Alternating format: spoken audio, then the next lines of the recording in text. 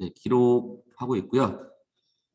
네, 여러분들이 대표적으로 저는 지금 전국 그때 보여드린 것 때문에 그 마야 씬 파일을 가져와서 이제 보여드리는데, 여러분들이 세팅을 다 하셔서 렌더링을 뭐 하시고 하실 거잖아요. 그런 것들이 다 되셨으면 이제 어떤 식으로 하면 되는지 설명을 드릴게요.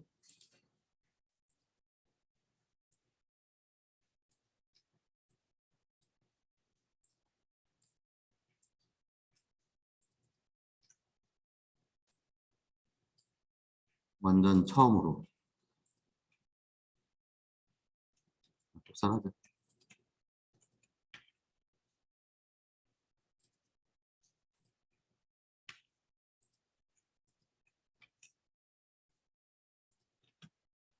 완전 없던 시절로.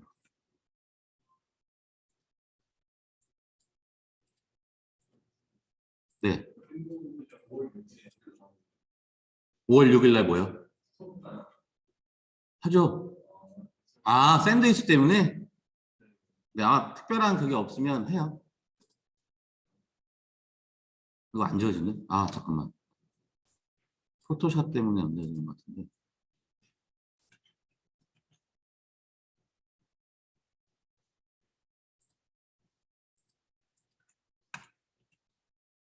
오늘 29일이죠.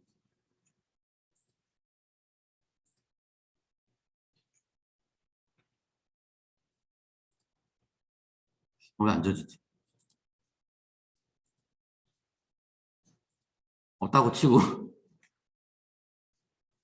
마야도, 아니, 마야 다시 키면 오래 걸리는데.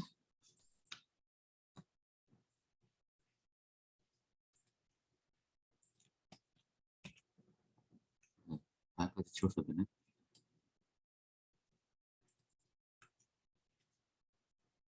뭐 특정 어떤 폴더에다가 여러분들이 넣어놨다라고 치고, 물론 다들 셀 프로젝트를 하셨으면 뭐 전혀 상관이 없는데, 아예 셀 프로젝트부터 해서 네, 저장하는 것까지 해서 보여드릴게요.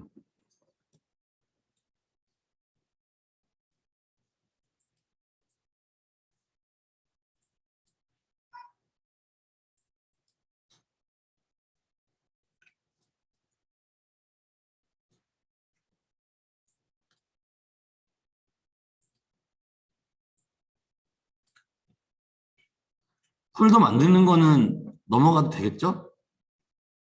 네. 자, 세퍼레이트 할게요.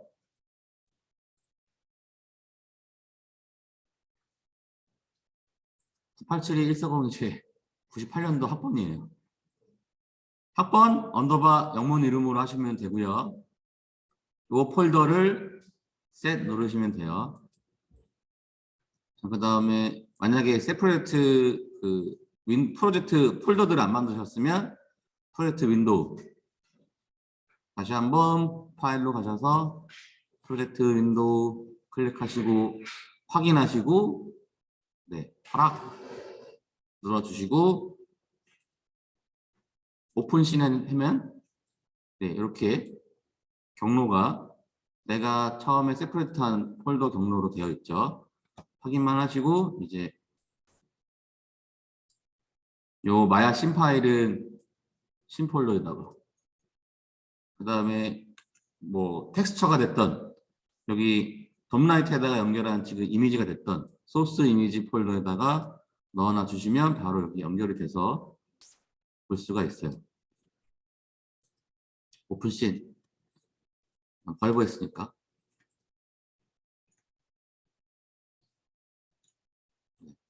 이렇게 하면 지금 보면은 이렇게 연결이 돼서 나오는데 이렇게 연결이 안 돼서 나오는 경우가 많아요. 이런 식으로 했으면 그러면 다시 어트리뷰트 열어서 스카이 돔라이트의 컬러에 다시 연결하시면 돼요. 이 이미지를. 그러면 소스 이미지 폴더로 바로 가니까 다시 한번 오픈하시면 네, 보실 수가 있어요. 텍스처를 넣는데 안 보인다 하는 분들이 계세요. 6번 누르시면 돼요. 6번. 5번, 6번. 6번 누르시면 텍스처 넣은 것까지도 보실 수가 있죠. 이거 지금 다 작업을 한 상태라고 생각하고 하는 거예요. 자, 그 다음에 렌더가 어디까지가 렌더가 되는 걸 보고 싶으시면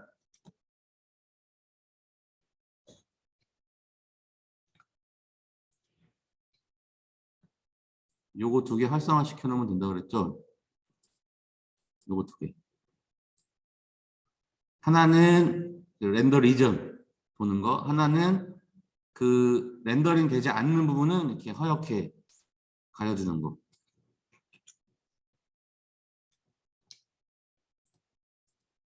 이렇게 해놓고 이제 레이아웃을 여러분들이 잡으시면 되죠. 제가 괜찮다 생각하는 레이아웃은 요거였어요. 요거가 될 수도 있고. 요렇게 해볼까요? 렌더링을 해. 슬레이트 모양 눌러서 렌더링을 하는데 이제 렌더 세팅을 심각하게 얘기를 한번 해보겠습니다. 그 전까지는 여러분들이 그냥 렌더링을 하셨을 텐데, 자, 슬레이트 모양과 톱니바퀴가 같이 있는 게 렌더 세팅 창이에요. 클릭하시면 이렇게 렌더 세팅 창이 열리고요. 지난 시간에 제가 계속 설명드렸던 부분은 이 렌더 세팅에서도 이 아놀드 렌더러의 세팅에 대해서 설명을 쭉 해드렸던 거고요. 오늘은 이 커먼이라는 곳에 있는 요 애들을 설명을 쭉 해드릴게요. 결과적으로 결론부터 말씀드리면 지금 우리에게 중요한 건 사실 이 이미지 사이즈예요. 이게 일단 제일 중요한데, 네. 요거에 대해서도 설명을 지금부터 해드리도록 하겠습니다. 파일 아웃풋부터 설명을 드릴게요. 뭘까요? 파일 이름 정하는 거예요. 여러분들이 파일 이름을 따로 여기다가 여러분 설정을 안 해주면 그냥 이 마야 심 파일의 이름이 이렇게 들어가요. 벌브 2022 프랙티스 그 다음에 네, EXR로 저장한다. 네, 이미지 포맷은 네, 이미지 포맷. 그 PNG로 하시면 지금 그림자가 제대로 안 나오고 그림자가 약간 뻥 뚫려가지고 나오는 경우가 있는데 네, PNG로 하지 마세요. 티프나 타가나 EXR. 파일 형식은 티프나 타가나 EXR로 하시면 돼요. EXR을 가장 권장하고요. EXR이 없는 경우가 있습니다. 그러면 티프나 타가 그런 걸로 하세요. 근데 지금 여기서 이미지 설정하는 건 사실 의미가 없어요. 우리 어차피 렌더 뷰 창에서 세이브 이미지 하면서 네, 이미지 형식을 거기서 선택을 하기 때문에 여기서는 의미가 없지만 이거는 이제 나중에 여러분들이 애니메이션 작업하실 때 그때 필요하죠. 그 파일 이름이 예를 들어서 뭐 제목으로 되어 있을 수도 있잖아요. 내 애니메이션의 제목. 근데 지금 내가 렌더링 하는 거는 어떤 특정 씬을 렌더링을 할 거야. 그러면 그 씬의 이름으로 바꿔놓고 하시는 게 좋겠죠. 그 다음에 되도록이면 EXR로 하라는 거는 제가 잠깐 보여드렸을 거예요. 그 레벨 조정하면서 칼라를 담고 있는 양이 얘는 32비트고 다른 애들은 네, 뭐 16비트나 8비트 정도밖에 안 돼서 색 조절이 좀 어렵다. 그러니까 나중에 실제적으로 작업하실 때는 되도록이면 EXR로 하시는 게 좋은데 네, 그렇게만 알고 계시면 되고 이건 지금은 그닥 그렇게 네, 의미가 없고 넘어갈게요. 그 밑에 있는 거 2번째 메타데이터 네임 타입 밸류라고 되어 있는데요. 요것도 이제 지금은 중요하지 않지만 매우 중요해요. 앞으로 칼라 스페이스는 여러분들이 딱히 바꿀 필요는 별로 없어요. 그냥 기본적으로 되어 있는 거 가지고 하시면 되고요. 이걸 뭐라 그럴까? 칼라의 어떤 칼라를 표현하는 데이터들에 대한 데이터의 어떤 형식을 뭐 이렇게 해주는 거? 그렇게 얘기할 수도 있겠네요. 근데 여러분들 딱히 바꿀 필요는 없어요. 나중에 렌더 하실 때. 요거 되게 중요합니다. 앞으로는. 요거는 이 프레임과 애니메이션 해가지고 되어 있는 거 지금 요거는 뭐냐면 우리는 만약에 그림을 한 장 렌더링을 하게 되면 여기 싱글 프레임으로 되어 있는 거 요걸로 그냥 하시면 돼요. 근데 그 밑에 있는 나머지 애들은 뭐냐면 시퀀스로 렌더링 할 때 네임 규칙을 만들어주는 애들이에요. 시퀀스라 함은 시퀀스라는 용어는 좀 다양하게 쓰입니다. 우리가 영상이나 영화나 그런 거에서 영상의 단위를 얘기할 때 시퀀스는 그 뭐냐, 영상의 단위 최소 단위는 뭐냐, 프레임이라고 볼 수도 있는데 프레임이 약간 좀 다르지만 아무튼 프레임이라고 볼 수 있겠죠. 그 다음에 컷 혹은 샷, 샷이나 컷이 모이면 씬이 되고 씬이 모이면 시퀀스가 되는 거예요. 그럼 걔네들의 기준은 뭐냐, 프레임은 내 말 그대로 그냥 순간, 네, 한 프레임 필름으로 치면 순간적으로 24분의 1초 동안 빛을 딱 받았을 때, 필름이 그 빛을 딱 받으면 그 순간을 담는, 그게 이제 1프레임인 거고. 그래서 약간 달라요. 영상의 단위를 얘기할 때, 네, 뭐 굳이 얘기한다면 뭐 프레임 뭐 이렇게 얘기는 하지만 다른 의미인데, 샷이라는 거는 카메라가 한 번 도는 거 똑같은 비슷하지만 약간 다릅니다. 샷이랑 컷이 약간. 우리는 샷이라는 표현을 좀 많이 써요. 애니메이션 쪽에서. 왜냐면 컷이라는 걸 안 하기 때문에, 애니메이션에서는. 그럼 이 컷이라는 용어는 왜 썼냐? 영화 같은 거 찍을 때.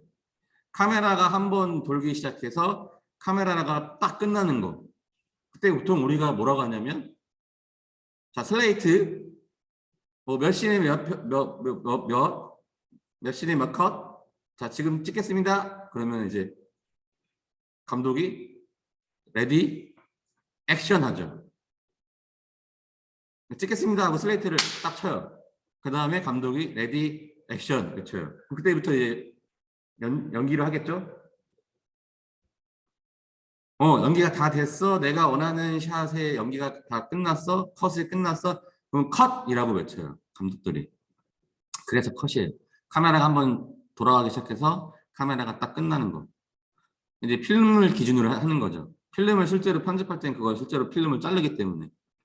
그래서 그걸 컷이라는 표현을 쓰는 거라서 약간 다르겠습니다. 애니메이션은 샷이라는 말을 많이 쓰는데 어차피 다 비슷비슷하게 쓰이는 말이에요. 그래서 그 컷이 모이면 씬이 되는데, 그럼 씬은 뭐냐? 공간을 기준으로 얘기하는 거예요. 카페 씬이야. 격투 씬이라고 칩시다. 어떤 나쁜 놈과 착한 놈이 착한 놈 집에 들어와서 몰래 들어왔는데 그 착한 놈이 그걸 알아채가지고 둘이 싸워. 그거는 격투 씬이라고도 하지만 뭐 주인공 집 씬 이런 식으로도 표현을 하겠죠. 그래서 그 집 안에서 이루어지는 사건이 시작해서 끝나는 거가 모여진 거를 이제 씬이라고 해요. 그럼 시퀀스는 뭐냐? 조금 더 큰 범위의 이벤트, 사건이 시작해서 끝나는 거를 시퀀스라고 해요. 영화들을 보면 격투씬만 있나? 근데 그 격투씬과 관련된 어떤 예를 들면은 뭐 추격씬이라고 추격 시퀀스라고 합시다. 그러면 그 추격 안에는 걔네 집에서 싸우는 것도 있겠지만 또 집에서 나왔어. 그래가지고 막 나왔는데 걔를 잡으려고 막 차 타가지고 막 차를 타고 막 또 쫓아가. 그러다가 막 차가 막 부서지네. 그래가지고 거기서 나와가지고 어떤 이상한 또 저기 지하 주차장으로 막 쫓아가.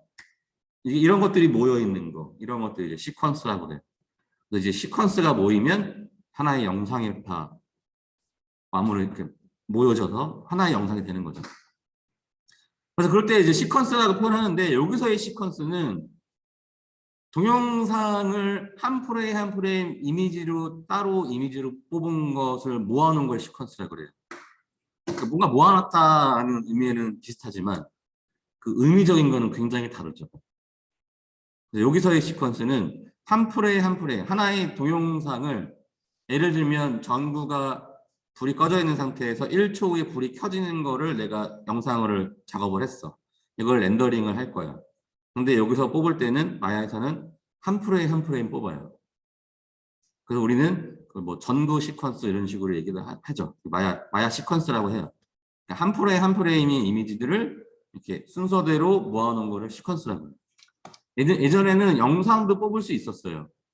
여기 파일 형식에서. 근데 아예 사라졌어요. 왠지 모르겠지만 이유가 있겠죠. 저기 대부분의 마야에서 작업한 것들은 영상으로 뽑아서 하는 것보다는 이미지를 뽑아서 그거를 조금 더 많이 합성하고 변환시키고 해서 그 다음에 영상으로 만들거든요. 보통 작업을 할 때. 그러다 보니까 빠졌나 봐요. 그래서 아무튼 이거를 이제 한 프레임 한 프레임을 렌더링을 해서 모아 놓을 때 그 이름의 규칙을 만드는 건데, 이 네임이라는 거는 지금 이 파일 네임이겠죠. 그 다음에 이 뒤에 붙는 샵은 넘버링을 의미해요. 그래서 네임 뭐 예를 들면 01, 그 다음에 EXR.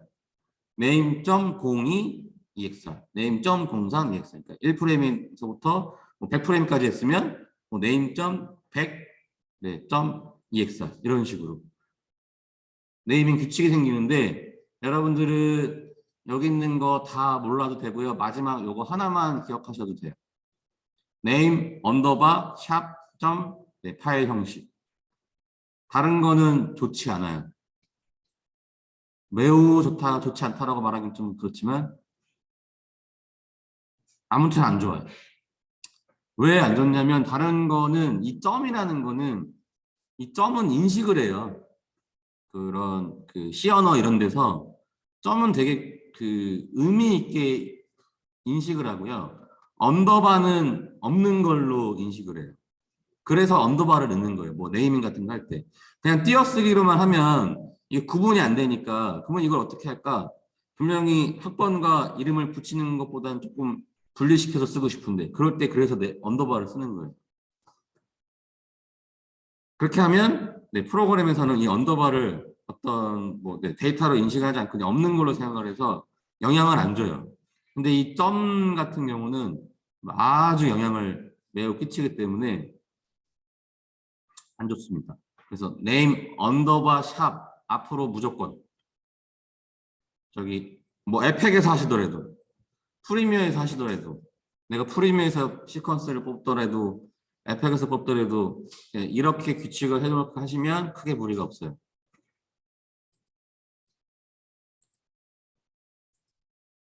밑에 프레임 패딩은 뭐냐? 자릿수를 의미합니다. 자릿수. 그래서 지금 보시면 렌더 세팅 창에 보시면 파일 네임 해가지고 벌브 2022 프랙티스 언더바 0001 네 자릿수가 표현이 되어 있죠. 만약 내가 이걸 3으로 바꾸면 001부터 10프레임까지, 2로 바꾸면 01부터 10프레임까지. 이것도 매우 중요해요. 이게 왜 중요하냐면, 이거는 여러분들은 몰랐으면 좋겠어요. 그런 어려움을. 저는 해봐서 아는데, 내가 이거를 신경을 안 쓰고 이게 프레임 패딩이 2인지 1인지 모르는 시절, 그냥 나는 한 1부터 100프레임까지 렌더링을 해야 되니까 뽑아서 이거를 애프터 이펙트를 불러가서 이제 막 합성도 하고 이제 이러려고 딱 가져갔는데, 갑자기 에펙에서 프레임이 막 튀는 거예요. 자세히 봤더니 여기에 있을 이미지가 아니고 뒤에 있어야 될 이미지가 중간중간에 껴있는 거예요. 이 도대체 왜 이러지? 봤더니 예를 들어서 두 자릿수로 해놓으면요, 01부터 해가지고 두 자릿수가 표현이 되잖아요.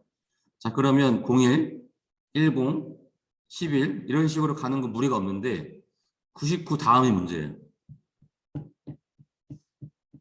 99 다음이 100이 안 나와요.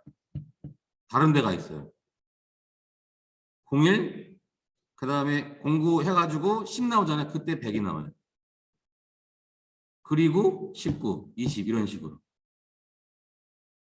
그런데 그러면 100장 정도를 할 때 프레임 패딩을 2로 해놨을 때는 크게 문제가 없죠. 그 100프레임만 하나만 뒤로 보내면 되니까. 근데 문제는 우리는 이 마야에서 1000단위까지도 뽑을 때가 있어요. 근데 그거를 만약에 내가 재수 없어서 이 자릿수를 2개 정도로 한다. 그러면 막 어떻게 되냐면 0까지는 괜찮아. 네. 1, 100, 아니 10, 1, 10, 100 막 이런 식으로 나와요. 19 나온 다음에 그 다음에 20 나오면 좋잖아요. 네, 20, 그 다음에 200 뭐 21, 뭐 이런 식으로 나와요. 섞여서 나와요. 자릿수를 여유 있게 안 만들어 놓으면. 그래서 보통 한 4자릿수로 하시는 게 좋아요. 그 이상은 잘 안 뽑아요. 또 1000단위까지라는 거는 거의 한 몇 분 정도 되는 양이거든요. 근데 네, 뭐 처음부터 끝까지 한 번에 렌더링을 하는 경우는 별로 없으니까 그 씬에 맞춰서 그 씬은 아까 장소라고 얘기했잖아요. 장소를 기준으로 바꾼다고. 그러면 내가 한 씬에서도 뭐 그 씬이 뭐 몇 분이 넘어가는 씬이 얼마나 있겠어. 원씬 원컷으로 원테이크로 찍지 않는 이상 영화를. 그래서 이제 여유 있게 하시려면 한 4자릿수 정도나 3자릿수 정도로 해놓으시고 렌더링을 하시는 게 좋죠. 여유 있게 한 4자리 정도로. 이것도 나중에 반드시 꼭 체크하셔야 될 부분입니다. 네, 프레임 레인지는 몇 프레임부터 몇 프레임까지 렌더링을 할 거야 라는 거를 설정하는 거예요. 여기서 뭐 이건 간단한 거니까 굳이 설명할 필요 없는데 여기서 이제 중요한 건 바이 프레임. 바이 프레임이 1로 될 수도 있고 2로 될 수도 있는데 그럼 이건 뭔 차이냐? 내가 이 바이 프레임을 2로 해놓고 1부터 10프레임까지 렌더링을 하게 되면 어떤 식으로 렌더링을 하겠다라는 의미냐면 1, 3, 5, 7, 9 그러니까 한 프레임씩 건너뛰고 한 프레임을 2장을 쓰겠다는 얘기예요. 아니지. 그림 하나를 2프레임으로 쓰겠다는 얘기로 생각하시면 돼요. 만약에 이거를 3으로 하면 뭐 1, 4, 7 이런 식으로 렌더링 한다고 생각하시면 돼요. 실제로 마야에서는 이거를 굳이 2프레임, 2, 3, 이런 식으로 하진 않아요. 그냥 왜냐면 이건 원본을 뽑는 거기 때문에 네. 원본은 다 살아있는 게 좋기 때문에 다 뽑은 다음에 나중에 에펙이나 이런 데서 이제 네.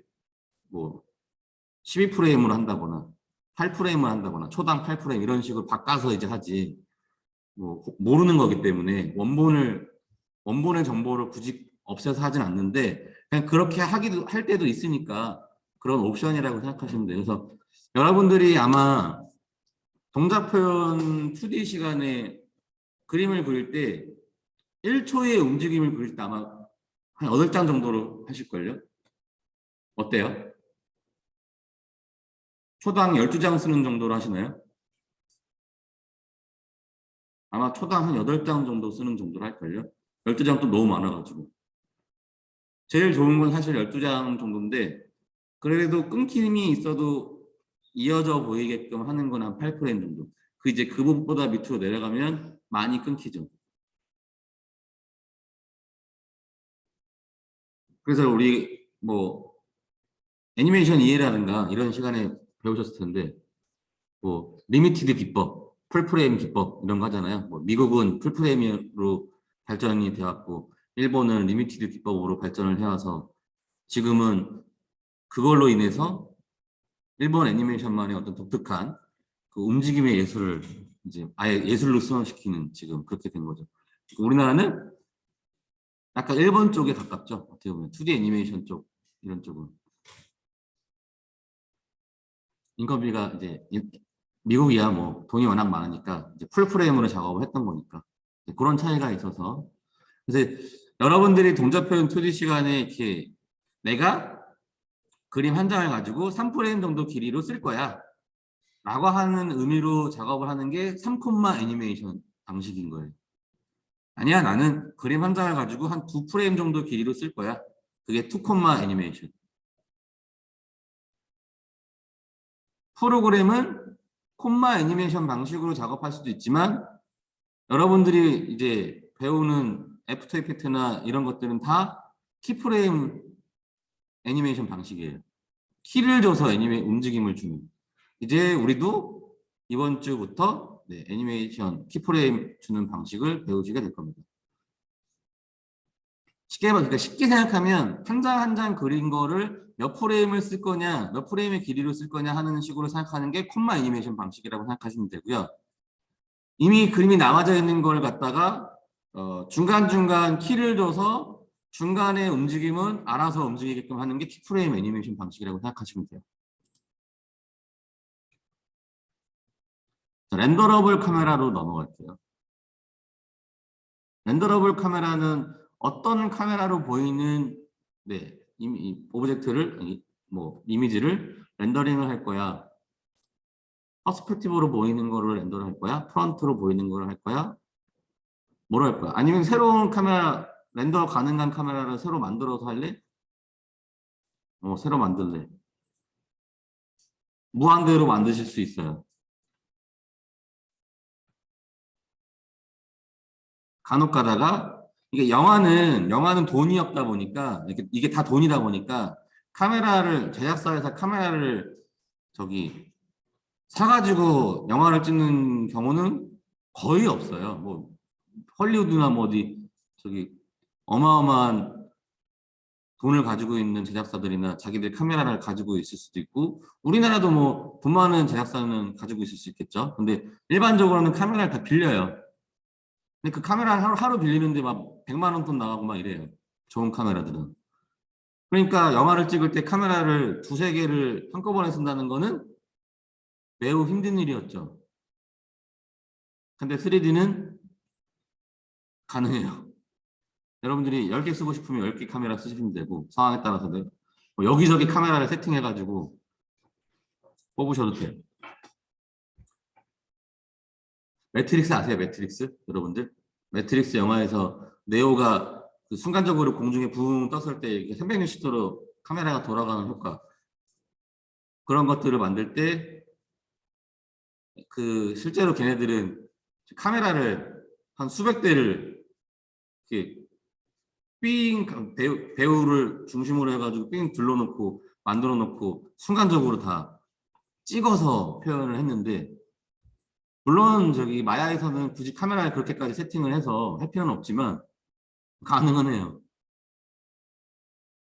마야에서는 그냥 이렇게 돌리면 되지 카메라 하나 가지고. 근데 그 순간을 찍을 때 실제로 찍을 때는 이거 그 순간 배우가 점프했다가 내려오는 시간이 엄청 짧잖아요. 그 순간을 찍으려면 이제 그러다 보니까 카메라를 많이 설치하는 건데 마야에서는 그게 가능하다. 근데 굳이 그렇게 할 필요가 없기 때문에 안 하는 건데 네, 카메라를 여러 대 꺼내서 렌더할 수 있고요. 휴지통 누르면 지워지기도 합니다. 요것도 지금은 그렇게 의미는 없어요. 저기 다 저기서 할 수 있으니까. 지금 우리에게 이제 의미 있는 거는 요거 이미지 사이즈. 이건 매우 의미가 있어요. 자, 프리셋으로 넘어갈게요. 프리셋에 보시면 굉장히 다양한 그 프리셋들이 있죠. 이미지 형식을 네, 나름대로 이렇게 미리 짜놓은 거. 뭐 1K, 2K, 3K, 4K 이런 거는 1024, 2048, 뭐 이런 거예요. 근데 스퀘어로 돼 있다는 거는 가로 1024, 세로 1024, 정사각형 비율로 1000픽셀, 1000픽셀, 2000픽셀, 2000픽셀 이런 식으로 형식이 정해져 있는 거고 요거는 뭐 우리가 많이 안 써요. 근데 굳이 인스타그램에다가 내가 뭐 마야에서 작업한 거를 내 인스타그램에다가 올리겠다 그러면 인스타그램은 정사각형으로 올라가는 걸로 알고 있어요. 그 화면 비율이. 그럴 때는 뭐 쓸 수 있겠죠? 요런 거 파일 방식이냐 NTSC 방식이냐 이건 다 옛날 거. 여러분 아마 평생 가서도 안 쓸 겁니다. 앞으로는. 근데도 뭐 아직까지도 있는 이유는 아직까지도 네, 이런 형식으로 뭐 저기 방송 신호를 송출하는 나라가 있나 보죠. 그래서 있는 것 같기도 하고. 그래서 굳이 간단하게 말씀드리면 파일 방식이라고 하는 거는 유럽이나 아프리카 쪽에서 쓰는 방식. 초당 25프레임을 송출하는. 그다음에 NTSC는 뭐 일본이나 우리나라 아니면 미국. 우리나라는 미국 쪽에서 다 모든 게 들어왔다 보니까 미국이나 우리나라, 뭐 일본. 근데 우리나라가 미국 거 기술 받아들여서 제일 안 좋은 게 뭐가 있냐면 DMB예요, DMB. 저기 차 타고 다니면서 영상 같은 거 볼 수 있는 거 있잖아요. 우리나라가 원래는 산악지대가 많아서 DMB 신호를 우리는 유럽 방식을 도입하려고 그랬어요. 근데 이제 미국이랑 친하니까 미국에서 압박을 낸 거죠. 이거는 어마어마한 거니까 이 신호 방식 하나만 가지고 자기네들 거 하면은 그 시장이 이제 미국 시장이 다 돼버리니까. 그러니까 우리나라는 이제 압박에 못 이겨서 NTS 미국 DMB 신호를 했네. 근데 미국은 산이 별로 없죠. 평화가 많다 보니까 걔네는 그렇게 해도 DMB가 잘 나와. 근데 우리나라는 걔네 걸로 하면은 DMB가 안 나와요. 그래서 우리나라 DMB가 잘 안 나오는 거예요. 어디 툭하면 어디 산이 있으니까. 그래서 요즘 DMB 뭐 잘 보는 사람 별로 없죠. 하도 신호가 안 잡혀가지고. 지금이라도 바꾸면 참 좋을 텐데. 안 바꾸나 봐. 네, 풀 1024. 네, 이런 것들은 네, 1024 출력파. 이것도 잘 안 써요. 아니, 자리 아니라 안 써요. 그냥. 이것도 안 써요. 다 옛날 거고요. 요즘 쓰는 게 이제 HD 1080이죠. 1920, 1080. 풀 HD 사이즈. 그거의 절반 사이즈가 이제 HD 540. 그 다음에 HD급이라는 사이즈가 이제 HD 720, 1280, 720 사이즈. 요거는 그냥 상식적으로만 아시면 되는데요. 우리 과제는 960, 540 사이즈 이상으로 하시면 돼요. 내가 더 크게 하고 싶으면 더 크게 하셔도 상관이 없어요. 960, 540 사이즈 이상으로만 렌더링 하시면 돼요. 여러분들 졸업작품은 1920, 1080 사이즈로 합니다. 여러분들 졸업작품은. 근데 요즘 이건 이제 1920, 1080 이 HD 사이즈도 옛날 거죠, 이제는. 여러분들 대다수의 집들이 아마 다 뭐라고 그러지? UHD TV걸요? 요즘에는. 요즘 UHD TV가 워낙 싸져가지고 지금 대부분 다 집 TV 사이즈 한 50인치 이상은 되지 않아요? 요즘에 50인치 TV도 한 50만 원도 안 되게 해서 사요. 그러다 보니까 이제 다들 이제 바꾸는 추세인데 이제 울트라, 네, UHD 이제 이런 것도 이제 4K 사이즈, 4K 사이즈가 되는 거죠. 4K 사이즈로 네, 보는 요즘에 이제 4K TV도 나오고 지금 모니터 같은 경우도 컴퓨터 모니터 같은 경우도 지금 2K 모니터가 30만 원이면 사요. 1920, 1080 이거는 진짜 싼 거는 10만 원도 안 되게도 살 수 있고 보통 한 10몇만 원이면 요즘 다 사요. 이게 불과 한 얼마 안 됐어요. 이렇게 바뀌는 게 또. 조만간에 네, 저기 졸업작품 사이즈도 커져 가겠죠? 커질 겁니다. 저 때는 네, 720, 480 사이즈로 했거든요. 졸업작품 같은 거 할 때.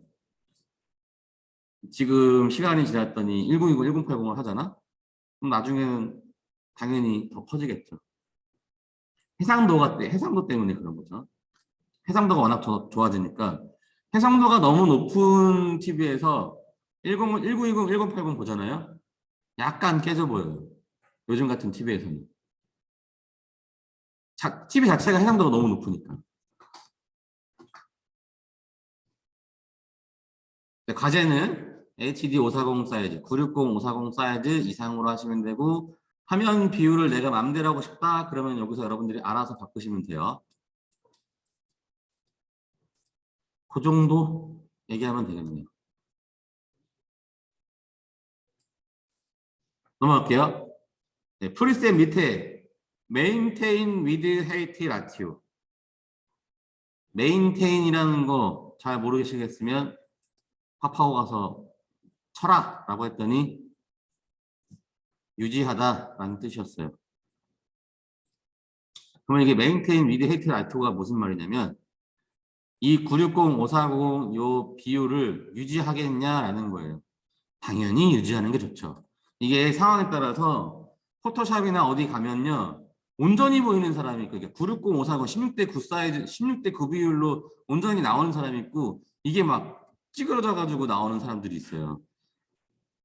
그럴 수도 있기 때문에 요 메인테인은 체크해 놓으시는 게 좋죠. 그 메인테인 라티오의 그 기준은 뭐냐? 픽셀로 할 거냐, 디바이스로 할 거냐? 네, 디바이스 이런 거 그냥 모르셔도 돼요. 픽셀로 하시면 돼요. 픽셀 어스펙트. 그래서 96040. 사이즈 유닛, 네, 픽셀, 우리 계속 픽셀 기준으로 하는 거니까 픽셀로 되어 있으면 돼요. 굳이 뭐 인치냐 센티미터냐 이거 필요 없고요. 픽셀. 자, 레졸루션.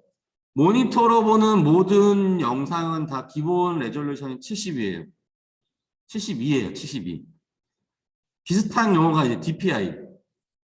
DPI라는 것은 이제 출력할 때 쓰는 용어인데 150 DPI로 출력할 거야, 300 DPI로 출력할 거야, 뭐 이런 식으로 얘기하는데 이제 뭐 픽셀당 몇 개, 인치당 몇 개의 픽셀이 들어가게 되냐, 뭐 이런 건데 모니터의 픽셀은 정해져 있어요. 그래서 이게 72에 그리고 여러분들이 바꾼다고 해도 바꾸면 그냥 이미지 사이즈가 커지는 거예요. 근데 출력할 때는 얘기가 다르죠. 출력할 때는 내가 레졸루션을 뭐 150이든 300이든 그 이상이든 바꾸셔서 하시면 그만큼의 효과를 보죠. 그러니까 이제 영상 같은 거 할 때 내가 해상도를 더 높게 하고 싶으면 그냥 이미지 사이즈를 올리시면 돼요. 굳이 요 레졸루션을 올릴 게 아니라. 어차피 굳이 하지 말라고 하는 필요도 없겠네, 생각해보니까. 네, 이렇게 하든 저렇게 하든 어쨌든 똑같은 거니까, 결과가. 근데 이제 출력할 때는 좀 다릅니다. 출력할 때는. 레졸루션 유닛, 인치당 픽셀이 어떻게 몇 개 들어가고 뭐 이런 걸로 할 거야, 뭐 이런 거거든요. 네, 이게 우리나라 게 아니고, 저기 항상 미국에서 만든 거다 보니까, 국제적인 기준은 이제 센티미터라고 하겠지만, 그냥 인치당 픽셀 이렇게 놔두시면 돼요. 제일 중요한 그다음 이제 또 중요한 거 이제 픽셀 인치 이거는 그냥 이렇게 돼 있으면 되는구나 이렇게 하시면 되는데 자, 위에서 메인테인 라티오를 픽셀 어스펙트로 하기로 했잖아. 그러니까 이제 우리는 이 픽셀 어스펙트 라티오가 1인지만 확인하시면 돼요. 요게 달라져 있으면 네, 이미지가 왜곡돼요. 예, 이게 그냥 1만 외우시면 돼요. 간혹 가다가 옛날에는 0. 이거 프리미어나 에펙 아직도 있어요. 내가 이거를 체킹을 안 하면 0.9로 되어 있을 때도 있어요. 근데 그냥 모르고 졸업작품 렌더한 사람들이 늘 나와요. 그러면 여러분들의 졸업작품은 16대 9가 아니라 더 넓게, 가로가 더 왜곡되거나 아니면 좁게 렌더링이 돼요. 물론 그것도 이렇게 수학만 잘하면 이게 0.9로 된 거니까 이거를 뭐 예를 들어서 뭐 1.1로 다시 바꾸면 다시 늘어나지 않을까? 뭐 이런 식으로 생각하면서 하면은 뭐 수정을 할 수 있는데 골치 아프죠? 그런 상황을 아예 안 만드는 게 낫죠. 1로 되어 있는지 꼭 확인하셔야 됩니다. 이거 확인 안 하고 졸업작품 제출하시는 분들이 나와요. 맨날 늘 나와요. 무조건 여러분들은 그냥 1이에요. 1 픽셀 메인테인 미디 헤드스 RTO 픽셀 어스펙트 그 다음에 저기 프로그레시브 이런 거 있어요. 뭐 어퍼 필드냐 로우 필드냐 거기에 이제 프로그레시브냐 한 3개의 옵션이 있는데 무조건 프로그레시브. 이제 어퍼 필드 뭐 로우 필드 이건 다 NTSC 이런 것과 관련된 얘기라서 여러분들은 아예 모르셔도 돼요. 구시대의 산물. 그래서 요거는 일단 우리가 지금 중간고사 하실 때는 매우 중요하다. 요 세팅은 그대로 반영이 됩니다. 여러분들이 렌더링 하시게 되면. 근데 요 위에 있는 애들은 지금은 그닥 그렇게 중요하진 않지만 나중에 기말고사 하실 때라든가 영상 뽑으실 때는 매우 중요합니다. 그래서 나중에 추후에도 제가 영상을 뽑게 되면 그때 다시 한번 말씀을 드립니다. 미리 한번 얘기를 한 거예요. 요거 이미지 사이즈는 매우 중요해요. 잘 기억을 해놓으세요.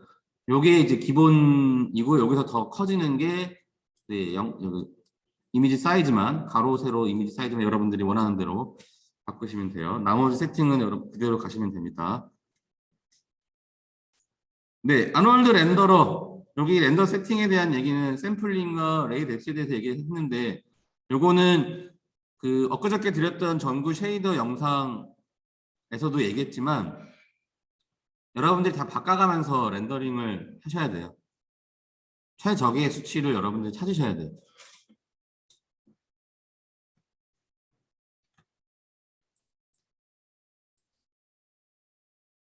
저는 일단 그냥 러프하게 렌더링을 할게요.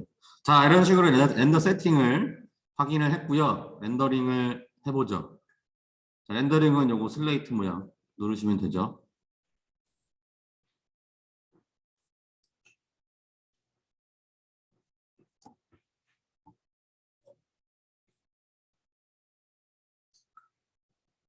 여러분들 뭐 전구, 로켓 막 있잖아요. 한 4가지 우리가 대충 해야 되잖아요. 이렇게 렌더링 하는 이미지는 한 장 이상이에요. 한 장 이상 하시면 뭐 2장을 하건 3장을 하건 그건 상관없는데 한 장 이상이라고 제가 그때 말씀드렸죠. 다른가요 혹시?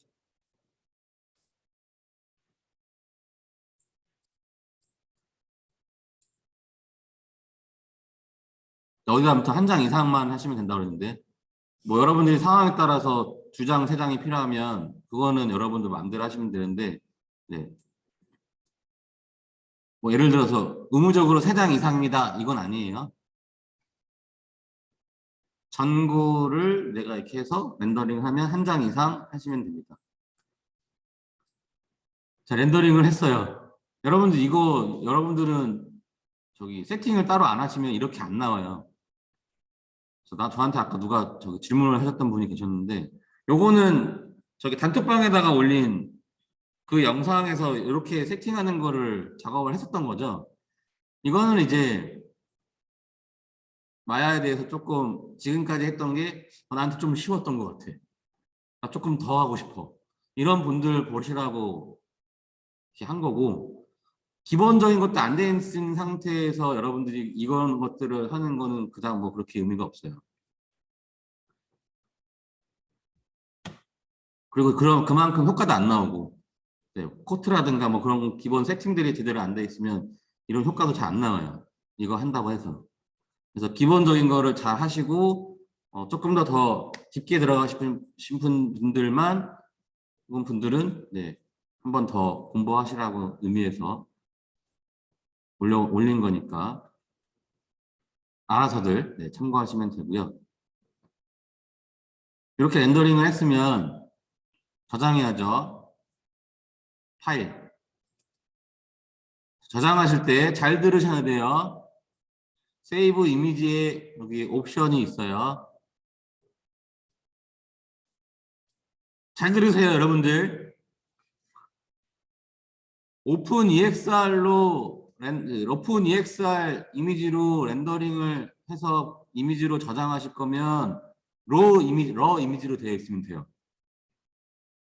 기본이 아마 러 이미지로 되어 있을 겁니다. 그 외에 파일 형식으로 렌더링 하실 거면 두 번째 이걸로 체크하셔서 렌더링 하시면 돼요.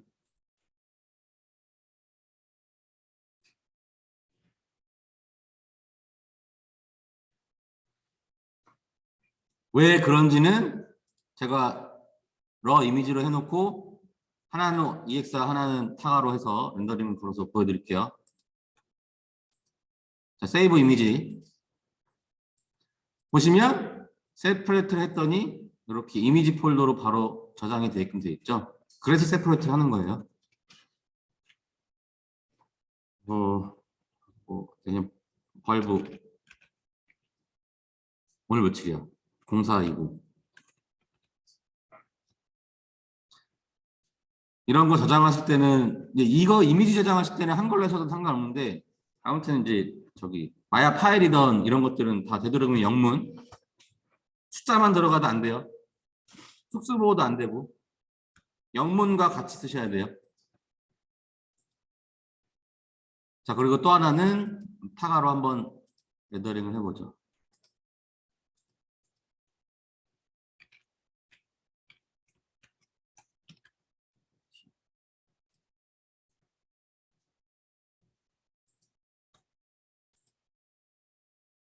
자, 이미지 폴더에 이렇게 2개가 들어가 있죠. 포토샵을 닫았네.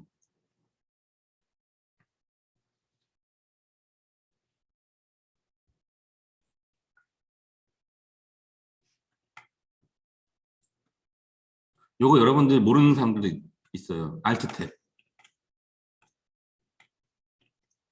알트 탭. 탭을 Alt 누르고 탭을 계속 누르고 있는 거고. 아마 되게 고마울걸요? 이거 몰랐던 사람들은. 감사합니다라고 꼭 얘기하세요. 저는 몇 년 전까지만 해도 몰랐어요. 나 정말 너무 고마워라고 했었어요. 그걸 가르쳐주는 친구한테. 자, 여기에 타가로 렌더링 거. 그 라 이미지로 되어 있는 상태에서 여기 오픈 EXR로 렌더링 거. 그래서 타가 같은 걸로 하시게 되면 두 번째 컬러 매니지드 어쩌고저쩌고 그 두 번째 옵션으로 바꿔서 렌더링 하시면 이렇게 내가 처음에 렌더링한 그 색감 그 조도로 해서 렌더링이 된 걸로 이미지를 뽑으실 수 있어요. 이것 때문에 네, 바꾸셔야 된다는 얘기예요. 오픈 EXR로 뽑으실 때는 러로 되어 있으면 되고요. 그 외에 다른 이미지 형식으로 뽑으실 때는 컬러 매니지드 이미지 뷰 트랜스포 임베디드로 체크하셔서 뽑으셔야 돼요.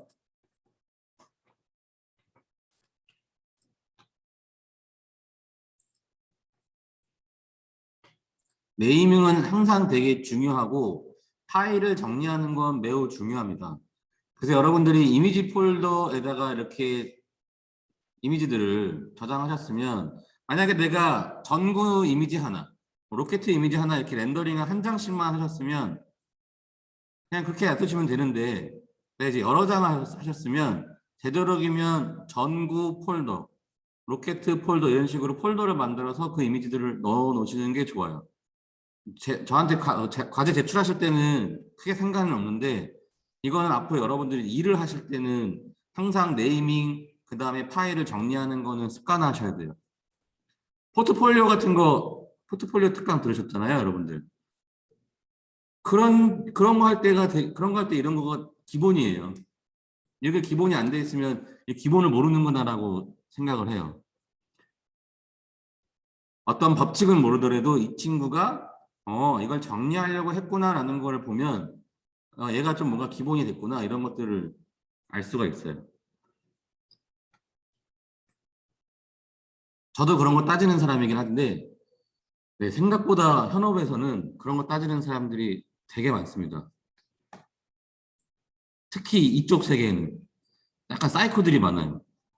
별거 아닌데 그냥 이 정도면은 그냥 넘어갈 수도 있는 건데 그거 가지고 자꾸 나한테 지랄이야? 이런 것도 되게 많아요. 그런 사람들이 윗사람에 있으면 너무 피곤해지죠. 사람이 괜찮으면 그렇게 피곤하게 해도 사람이 괜찮으면 일을 배우고 이런 거 참 좋은데 사람이 안 좋은 사람인데 그렇게 하면 사람이 못 배기죠. 그냥 그 회사는 그만두는 게 나아요.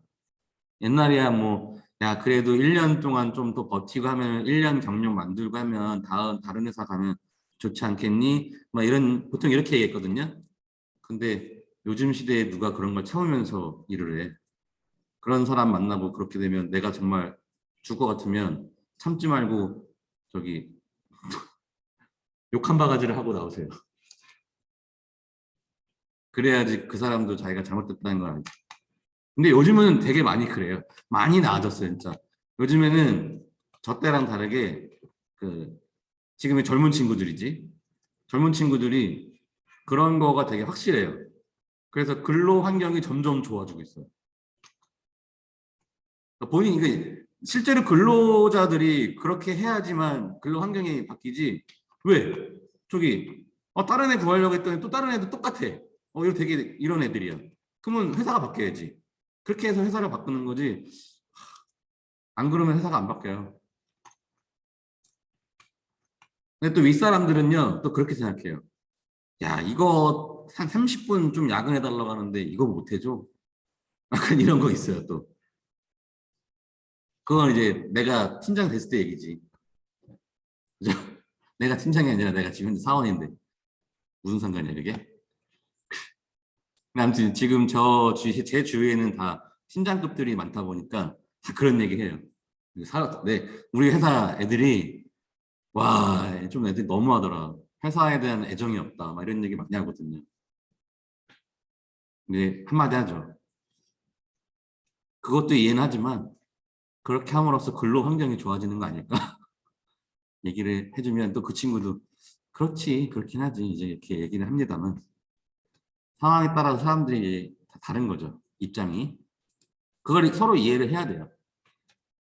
남녀 평등도 마찬가지고. 남녀가 다르다는 걸 서로 인정을 해야지. 안 그러고 맨날 주쳐받고 싸우고 이러니까 저기 뭐야 그러잖아요. 뭐 페미가 어떠니, 뭐 남자 뭐 그게 어떠니 이러는데 서로 이해하고 네, 해야죠. 다름을 인정하고 거기서 평등을 찾아야죠. 극단적인 걸 전 별로 안 좋아해서 이쪽이든 저쪽이든.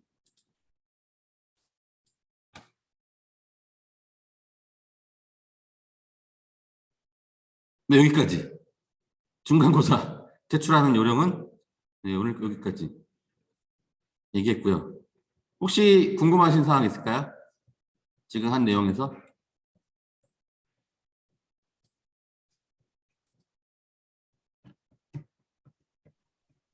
교수님, 그럼 딱 지금까지 중간고사 내용인 거죠? 네, 안타깝게도. 네, 알겠습니다. 네. 또 원하시는 거 있으면 얘기하세요.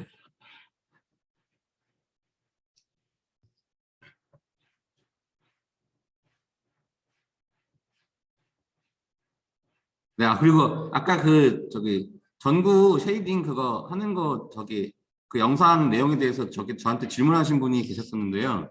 이제 그런 얘기를 했어요. 본인이 지금 기본적으로 할 수 있는 것들을 다 할 수 있는 상태면 제가 이렇게 얘기를 하고 이렇게 보여드리긴 하는데 아직 그 상태가 아니면 그거는 지금 그렇게 중요한 건 아니다라고 말씀을 드렸거든요. 그래서 지금 혹시라도 네, 그 과정에서 약간 더 궁금한 게 있다거나 하시는 분들은 질문하셔도 상관없어요. 근데 이제 본인들이 좀 이제 이렇게 알아서 하시면 되겠다. 뭐, 네, 지금 밥도 못 먹고 있는데 막 스파게티를 막 어떻게 하냐 막 이런 거는 좀 그렇잖아요. 왜냐면 티도 안 나요. 되게 그 효과를 얻는다고 해서.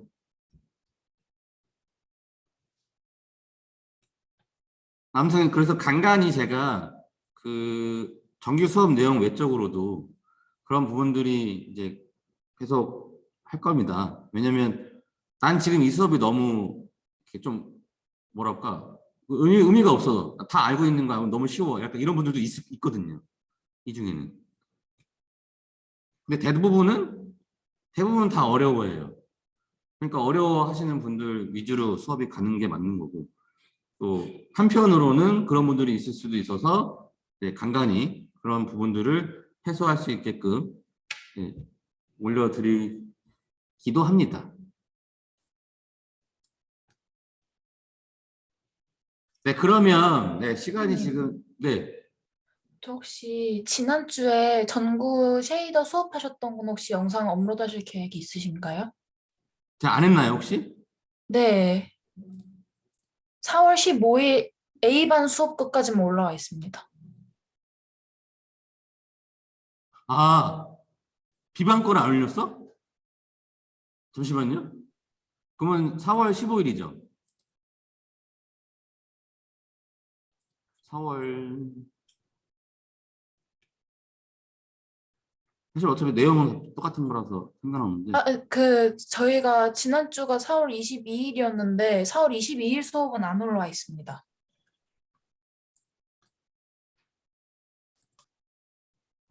이거 안 올렸지? 올릴게요 이거. 지금 네, 쉬는 시간에 감사합니다. 올릴게요. 네. 있네. 4월 아닌가?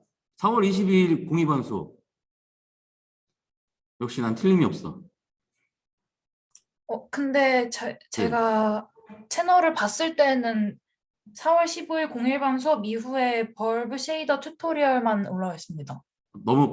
잠깐만. 너무 빨리 봤거나 아니면 재생 목록에다가 내가 안 넣어놨을 수도 있죠.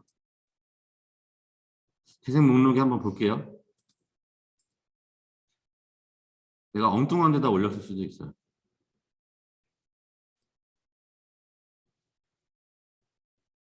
있네. 너무 빨리 봤나 봐요. 영상이 다 올라가기 전에. 4월 22일 공의반 수업.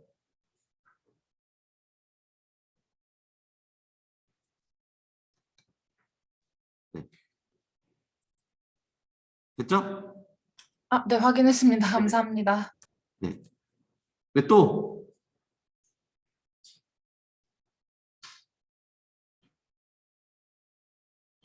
아, 이게 얼굴이 계속.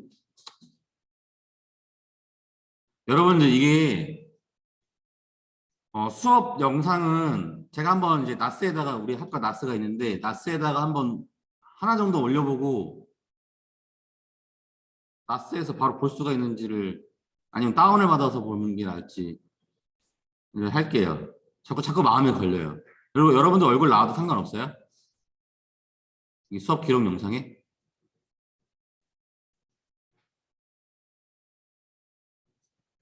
네. 아, 또 가리네. 이게 왜 이렇게 가리지? 자동으로 이렇게 뜨나? 생각해보니까 그러네. 다들 캠을 끄라고 할까? 수업할 때는? 그것도 아니잖아. 아, 어차피 비대면 이제 대면으로 바뀌니까. 그건 어차피 해결될 것 같은데.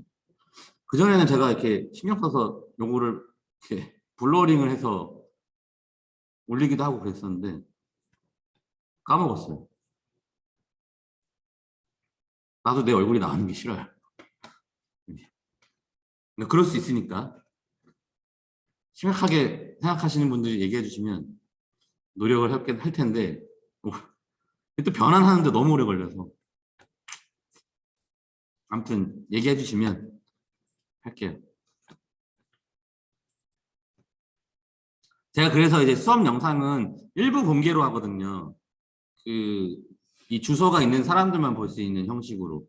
근데 꼭 그렇지도 않은 것 같기도 하고 그래서 올리기는 제가 일부 공개로 올리긴 합니다. 여러분들이 다른 데다가 그 공유 주소를 다른 데다가 이렇게 뭐 이렇게 공유하지만 않으면 우리끼리만 보는 거라서 뭐 크게 상관은 없을 것 같긴 한데 아무튼 그래요.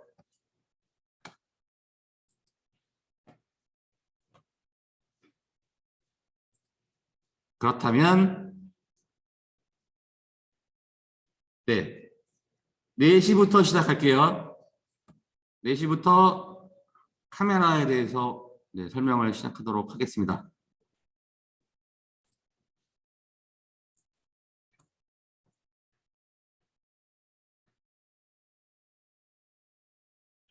카메라를 한번 볼게요. 여기 나와 있는 게 기본적으로 4개의 카메라가 있는 거잖아요. 퍼스펙티브 카메라, 탑 카메라, 프론트 카메라, 사이드 카메라. 퍼스펙티브 카메라는 투시가 이렇게 들어가 있는 거고 나머지는 투시가 안 들어간다고 했었잖아요. 그리고 여기 아웃라인 상에서도 보시면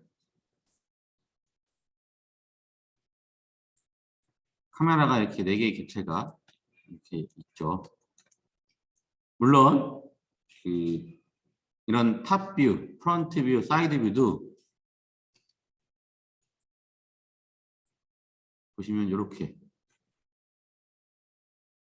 바꿀 수도 있어요. 위에서 본 거가 필요할 수도 있지만 밑에서 위로 본 것도 필요할 수도 있으면 바텀. 왼쪽에서 보는 것도 있겠지만 오른쪽에서도 보고 싶으면 라이트로 바꾼다거나. 프론트도 마찬가지예요. 백에서 보고 싶은 거. 앞에서 보고 있는 것만 있지만 내가 뒤에서도 보고 싶으면 이렇게 백 카메라로 바꾼다거나. 그래서 이렇게 패널을 이걸 우리가 패널이라고 하는데 이 패널을 카메라를 바꿀 수가 있어요. 지금 내가 백을 했더니 백 카메라가 하나 나왔죠. 여기서 여러분들이 원하는 카메라를 원하는 뷰로 바꾸실 수가 있습니다. 카메라가 이제 이렇게 있는데 카메라를 새롭게 만들 수도 있어요.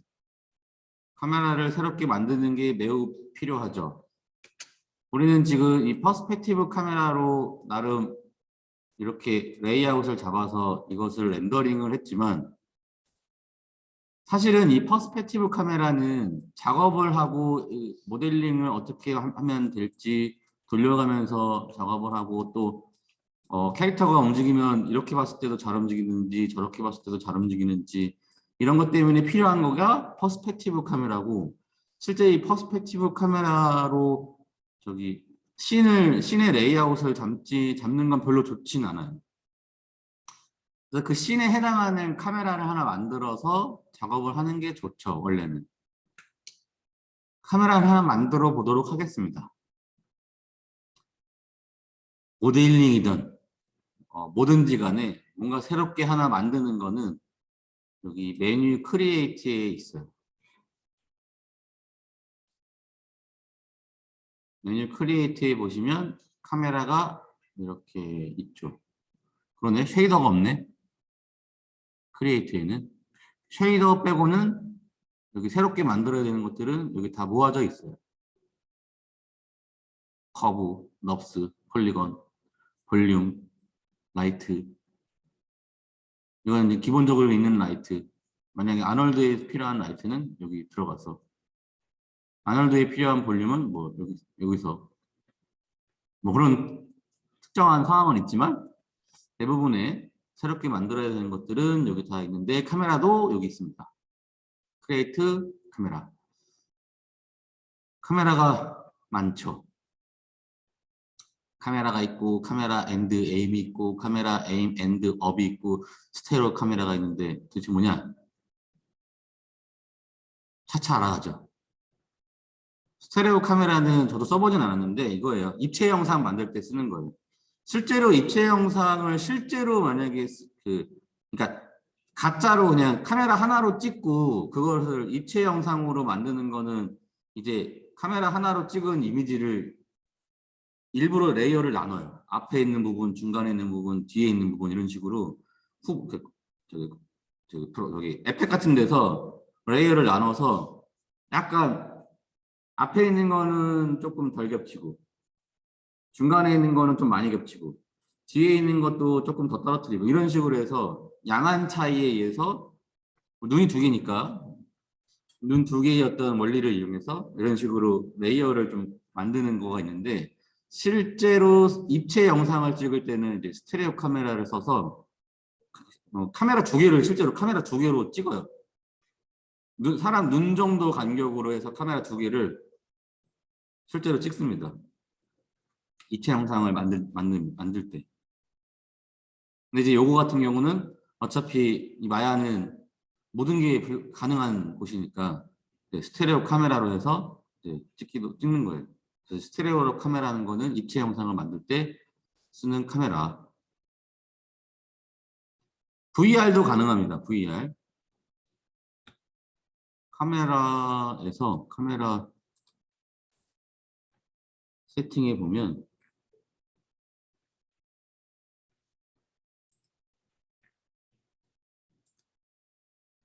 여기 보시면 뭐 실린더 컬 해가지고 있거든요. 스피어 컬, VR 카메라 이런 거를 이렇게 옵션을 바꾸면 얘를 360도를 다 렌더링을 할 수가 있어요. 렌더링을 해서 그 렌더링을 이제 네모나게 펼쳐서 렌더링을 하죠.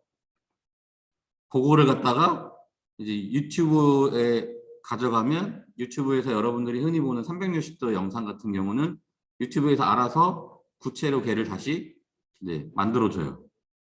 그럼 우리가 이제 유튜브에서 360도 영상 보는 게 그렇게 만드는 거죠.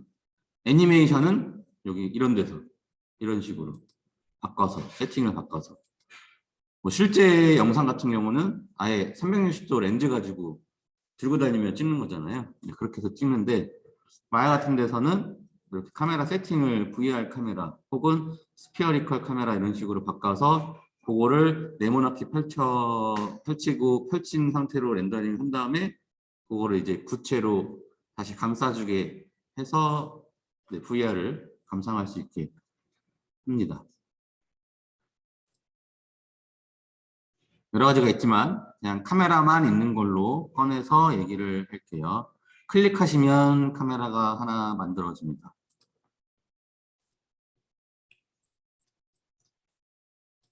역시 마찬가지로 카메라가 너무 작아서 카메라 아이콘을 조금 더 키우면 선택하기가 편하죠.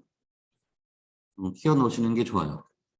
이것도 이제 이 디렉셔널 라이트처럼 이 아이콘을 키운다고 해서 라이트가 뭐 세진다거나 그런 거 아니고, 카메라를 아이콘을 키운다고 해서 뭐 화각이 넓어진다거나 그런 건 아니에요. 선택하기 쉬우라고 아이콘을 좀 키워서 하는 거지.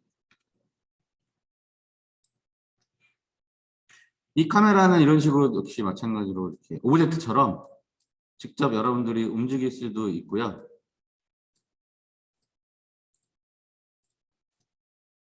회전시킬 수도 있고, 뭐 키우는 건 사실 의미가 없지만 회전시킨다거나 이동시키는 건 매우 의미가 있죠. 카메라의 레이아웃을 잡을 수가 있기 때문에. 이제 여기서 필요한 건 뭐지? 이 카메라로 보이는 거를 어떻게 볼 수 있냐? 이게 또 중요하죠. 아까처럼 포뷰로 바꿔서 레이아웃 4개 있는 거 포뷰로 바꿔서 이 중에 하나를 이 카메라로 보이는 뷰로 바꿀 수가 있어요. 패널을. 그래서 패널로 들어가셔서 퍼스펙티브에 가면, 아까는 퍼스펙티브 하나만 있었는데 지금 카메라를 하나 만들었더니 카메라 1이 보이기 시작하고, 요걸 이제 카메라 1을 클릭하시면 이 카메라로 보이는 전구가 보이기 시작하죠. 퍼스펙티브 카메라에서 얘를 직접 이렇게 움직여도 되지만, 지금 이 카메라 뷰에서 우리가 Alt 키 누르고 마우스 버튼 누르면서 카메라를 움직이는 것처럼 얘를 움직일 수도 있어요. 카메라를 움직이는 단축키가 이거거든요. Alt 키 누르고 마우스 버튼. 이렇게도 할 수 있고, 퍼스펙티브 카메라에서 얘를 움직여서 또 할 수도 있고요. 여기서 또 이렇게 움직일 수도 있고요. 약간 오브젝트 움직이는 것처럼도 되고, 카메라 움직이는 것처럼 된다는 게 약간 생소할 수도 있지만, 카메라를 움직일 때는 이렇게 우리가 움직여왔죠. Alt 키 누르고 하면서. 얘도 카메라니까 그렇게 되는 거고요. 이제 카메라 아이콘을 여기 직접적으로 이렇게 움직일 수도 있는 거예요. 너무 깊게 생각하실 필요는 없어요, 이런 거.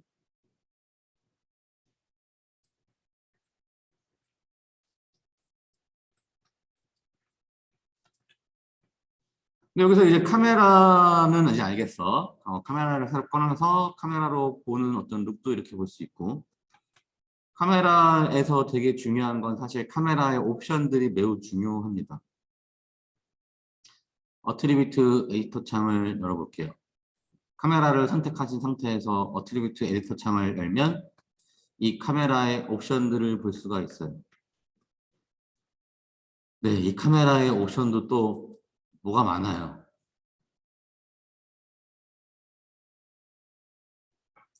여러분들이 뭐 아마 필름백, 여기 필름백에 있는 이 세 번째 있는 옵션에 있는 이 수치들은 여러분들이 딱히 바꿀 일은 별로 없거든요. 별로 없지만 여기 위에 있는 거, 위에 있는 옵션들은 여러분들이 잘 활용을 하셔야 돼요. 예전에는 실제로 애니메이션과를 하는 사람들도 카메라에 대해서 배웠었어요. 카메라를 실제로 썼으니까 애니메이션 만들 때 2D 우리 여기 3층에 카메라 있어요. 저기 카메라예요. 3층에는 저 무슨 되게 막 쇳덩어리로 되어 있는 거. 저게 이제 2D 애니메이션, 저기 뭐지? 셀 애니메이션 만들 때 필름으로 이렇게 한 장 한 장 찍는 거예요. 저기 셀을 올려가지고. 나중에 여러분들 학교 오시면 우리 3층에 거대한 쇳덩어리가 있는 거를 보실 수가 있어요. 되게 역사적으로 의미 있는 카메라입니다.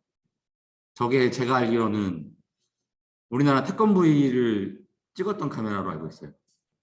태권브이 아세요?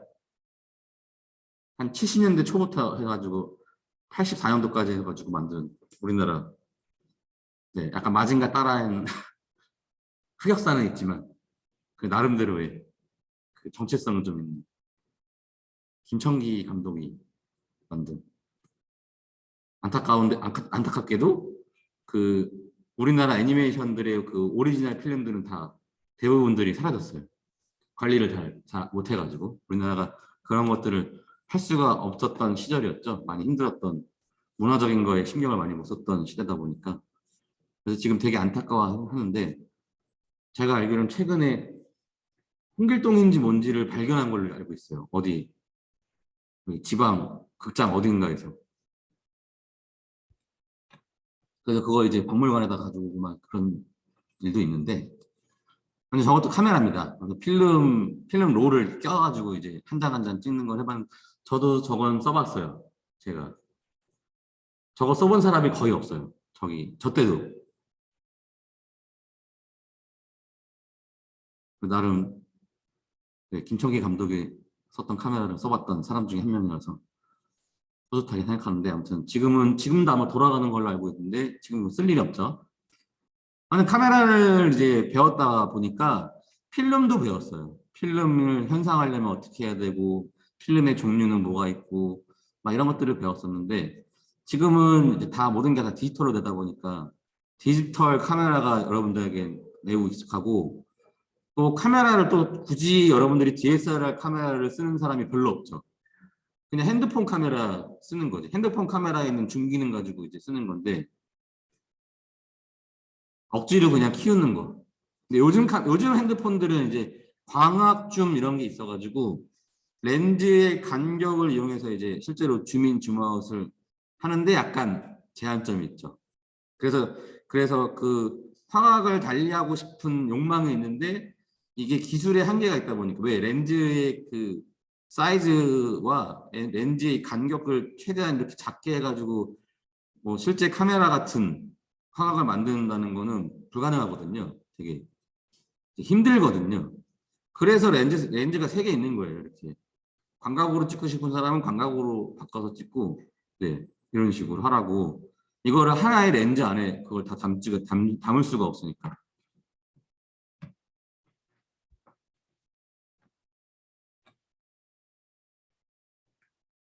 그럼 왜 카메라가 중요하냐? 지금 여러분들이 스토리보드를 배우신단 말이에요. 스토리보드를 만들 때도 매우 중요합니다. 이 화각이라는 개념 때문에. 인물의 중심을 두는 샷이 있다면 배경을 많이 담아야 될 것이냐, 배경을 적게 담아야 될 것이냐, 거기에 따라서 감정이 달라지고 공간을 많이 담아야 되는 것이냐, 그래서 거기에 따라서 스케일에 압도당하는 느낌 이런 것들이 달라지기 때문에 스토리보드 작가는 그것까지도 할 수 있어야 돼요. 대부분의 학생들은 그냥 내 머릿속에 늘 그려왔던 방식으로 스토리보드를 그려요. 그건 상관없어요. 일단은 그렇게 그리시되 나중에 스토리보드를 다시 수정하실 때 그 부분을 생각하면서 화각을 레이아웃을 수정하셔야 돼요. 그냥 내가 그리던 대로 그려서 해가지고 여러분들이 그게 기획서거든. 내가 애니메이션을 만들기 위한 첫 번째 기획서인데 그 기획서대로 할 수밖에 없어요. 다른 생각은 잘 못해요. 막 제작을 들어가 버리면. 제작하면서 뭐 화각을 이거 좀 더 넓게 해야지. 이거는 뭐 얼마든지 할 수는 있겠지만 실제로 작업할 때는 정신이 없어요. 그래서 그 부분 신경 못 쓰고 그냥 스토리보드대로만 막 작업을 한단 말이에요. 그러면은 나중에 애니메이션을 다 만들고 나면은 뭔가 답답해. 애니메이션을 딱 봤는데. 감정을 막 극대화시켜 주기도 하고 막 더 슬프게 하기도 하는 게 뭐 캐릭터의 연기뿐만이 아니라 사실은 카메라가 담을 수 있는 감정이라는 게 존재하거든요. 그게 무시될 것 같으면 그냥 VR 콘텐츠 보면 되는 거고요. 이렇게 작가의 어떤 시선이 들어가려면 네, 카메라의 화각이라든가 카메라의 위치 이런 것들로 감정을 만들어내는 거고 그것 때문에 네, 감정을 느낄 수 있는 거고 그래서 되게 중요한 거죠. 제작하는 사람들 입장에서. 그래서 로우 앵글이냐 하이 앵글이냐 뭐 풀샷이냐 미디움이냐 이런 거가 다 이유가 있습니다. 때로는 이럴 때는 네, 미디움으로 이럴 때는 클로즈업으로 우리가 강 건너 불구경이라는 얘기하죠. 여러분들이 불나는 거를 풀샷으로 한번 본다고 생각해 보세요. 그거랑 클로즈업으로 불 나는 거를 보고 있는 거랑 아니면 어떤 공간에서 불이 막 나고 어떤 집 같은 데서 불이 막 나고 있는 거랑 저 멀리서 건물 하나가 그냥 이렇게 불타고 있는 거랑 내가 느끼는 감정이 어떻게 달라지는지. 근데 최근에 산불이 일어났었죠, 우리. 어마어마하게 큰 산불이 일어났었는데 그 산불을 만약에 담는다고 한다면 그냥 내가 이렇게 그 산 바로 앞에서 보는 걸로 담는 거랑 그 거대한 산들이 다 불타는 거를 카메라로 담는 거랑 또 어떤 느낌이 날 것인지. 전달하고자 하는 정보에 따라서 달라져요. 정보, 그 어떤 정보를 어떻게 담냐가. 여기는 보면은 스토리보드에도 관심이 있어요 하는 분들이 계실 텐데, 스토리보드 작가는 준 연출가이자 준 촬영 감독이자 준 아트 감독이자 미술 감독이자 준 CG 이런 걸 다 어느 정도 할 수 있어야 돼요. 이제 제일 중요한 덕목인데 이 카메라 이럴 때는 카메라를 이집을 해야지. 로우로 해야지. 시선에 맞춰야지. 제일 중요한 건 일단 그거. 스토리보드 작가가. 그다음에 왜 연출이냐? 저기 스토리보드 작가가요. 예를 들어서 감독이 자, 이 씬은 미디움이에요. 지금 이 컷은 미디움이에요. 인물은 이 정도 그려주시고요. 이렇게 안 해요. 시나리오를 스토리보드 작가가 보고요. 그거를 글콘티화해요. 이거는 몇 컷으로 그려야지. 이 씬은 몇 컷으로 그려야지. 그 다음에 이 컷은 미디움으로 가야지. 이걸 스토리보드 작가가 다 알아서 하고요. 일단은 자기가 다 알아서 만든 다음에 나중에 저기 감독이랑 저기 다 하셨어요? 네, 다 끝났습니다. 그때 가서 감독이랑 같이 그 스토리보드 보면서 얘기하는 거예요. 이건 내 느낌이 아니에요. 이래요, 감독이. 저는 좀 이거는 이런 식으로 가고 싶어요. 아, 그래요? 근데 이런 느낌도 좋지 않나요? 저는 이러이러한 이유 때문에 이렇게 잡았거든요. 설득이 되면 그렇게 가는 거고, 아니요, 저는 그게 좀, 저는 오히려 여기에는 좀 이런 감정을 하고 싶어요. 저 작가님, 요거는 약간 요렇게 갑시다. 그러면 이제 바꿔줘야지. 물론 이렇게 사우스가 있거든요. 사우스가 있는데 결국에는 결정권자는 연출자이기 때문에 내가 어느 정도 밀다가도 어느 선에서 이제 네, 알겠습니다. 그렇게 한번 하도록 하겠습니다. 이렇게 해가지고 이제 또 수정하고 그 자리에는 이제 연출만 있는 게 아니라 이제 촬영 감독도 같이 있어서 같이 얘기를 할 때가 있고 연출은 바빠요.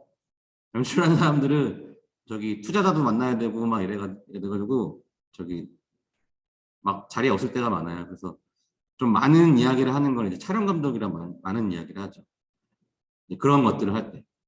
요거는 약간 미디움으로 가는 게 좋잖아요. 막 이런 얘기를 하면서 할 때는 또 촬영 감독이랑 또 많은 이야기를 해서 그렇게 해서 이렇게 수정되고 하면서 하나의 스토리보드가 나오는 거죠. 근데 그때 되게 중요한 게 화각이다. 혹은 카메라의 이런 렌즈 사이즈다. 개념이 없으면 개념 없다는 소리 들어요. 저 개념 없다는 소리 들어본 적 있어요. 스토리보드 그려주면서. 그때 알았지. 아, 스토리보드 작가는 그런 것들도 다 알아서 해야 되고 공부를 알고 있어야 되는구나. 그때부터 공부해가지고 또 한 거죠. 그래서 그 카메라의 앵글 사이즈 같은 것들을 결정하는 거가 어떤 거냐면 포컬 렌스라는 거예요. 초점 길이. 우리나라 말로 하면 초점 길이. 근데 기본적으로 카메라의 우리가 이걸 보통 미리미터라고 하는데 35mm예요. 기본 카메라의 이 값이. 이 35mm라는 건 왜 나왔을까를 생각해 봐야 돼요, 여러분들. 1이면 1이고 10이면 10이고 그냥 딱 그렇게 하면 되지. 왜 굳이 35로 했지? 왜 35로 했을까요?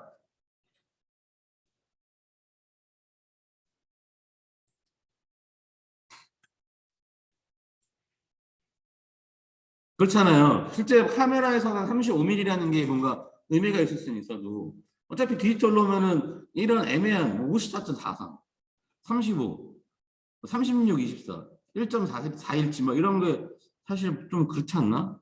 그냥 딱 정수로 떨어지는 게 낫잖아요. 뭐 10이면 10, 1이면 1. 거기서 뭐 커지면 커지고 작아지면 작아지고. 왜 35로 했을까?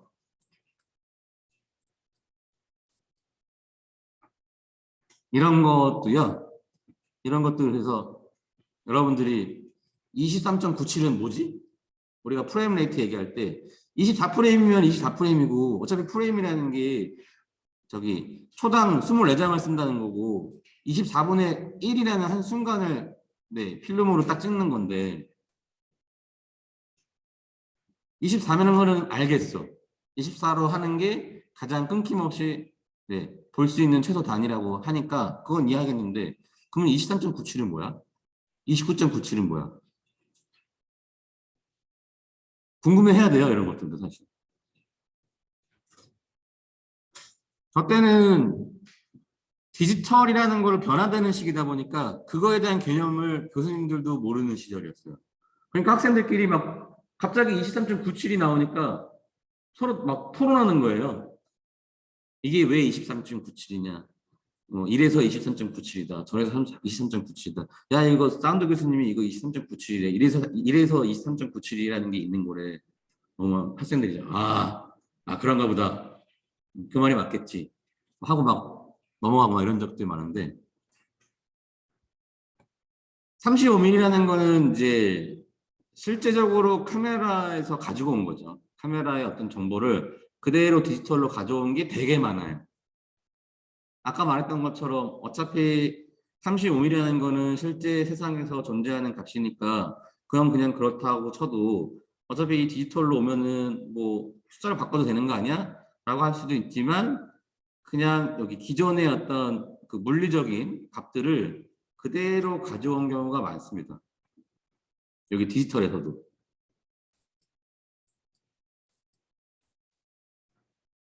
그래서 이런 숫자들이 그런 의미예요. 그래서 35mm라는 거는 아까 미리수라고 말씀을 드렸는데 35mm는 어디서 나오냐면 옛날에는 필름, 카메라가 있으면 카메라에 필름이 들어갔을 거고 지금은 이제 디지털 카메라 같은 경우는 이미지 센서가 이제 있고요. 그 이미지 센서와 렌즈, 이게 렌즈야. 이게 렌즈예요, 여러분. 이게 카메라, 저기 필름 아니면 이미지 센서고 요 렌즈와 이 센서 사이를 35mm라고 하는 거예요. 지금 요 35가 이제 이게 넘어가면 이제 50mm, 뭐 100mm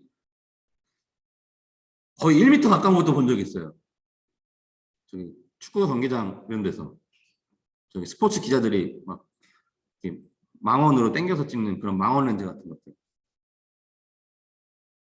35mm보다 약간 더 가까울 수도 있겠죠? 가까운 미리 수도 있죠. 20mm, 뭐 17mm. 그래서 좋은 렌즈는 광각과 망원 그거를 얼만큼 아우를 수 있냐가 이제 좋은 렌즈고 한계는 있어서 그래서 한계가 있어서 렌즈를 그 볼록 유리 우리 안경 그 볼록 유리로 되어 있잖아요. 그거를 이제 하나만 가지고는 안 쓰죠. 렌즈를 거기 사이에 렌즈를 여러 개를 껴서 그 공간을 단축시키려고 막 해서 그렇게 해가지고 막 최대한 단축시킨 게 이제 핸드폰이에요. 핸드폰에 있는 렌즈들. 여기 렌즈가 이제 하나만 들어간 게 아니에요. 그러니까 기술이 되게 많이 들어가는 거죠. 최대한 얇게 하면서도 네, 그 광학적인 줌이라든가 줌아웃을 만들어내는 거니까 네, 옛날에는 이거 불가능했죠.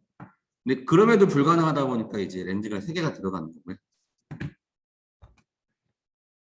그래서 이게 그 카메라가 35mm냐 여기서 뭐가 의미가 있냐면 35mm보다 이제 키우면 혹은 작게 하면 보시면 카메라 여기 같이 봐야죠.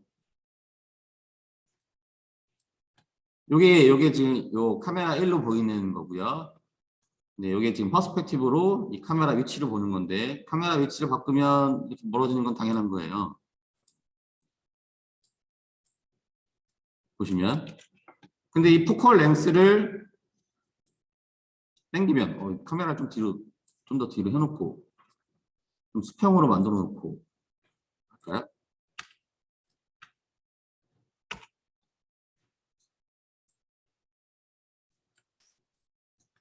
어느 정도. 너무 가까우면 이게 확 변하니까. 이미지 센서와 카메라 렌즈 사이를 막 180mm, 228mm, 그러니까 거의 30cm 정도까지 이렇게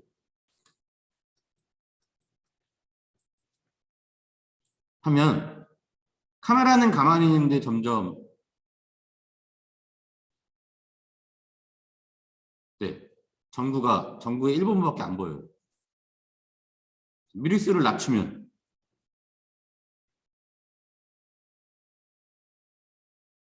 어떻게 되죠?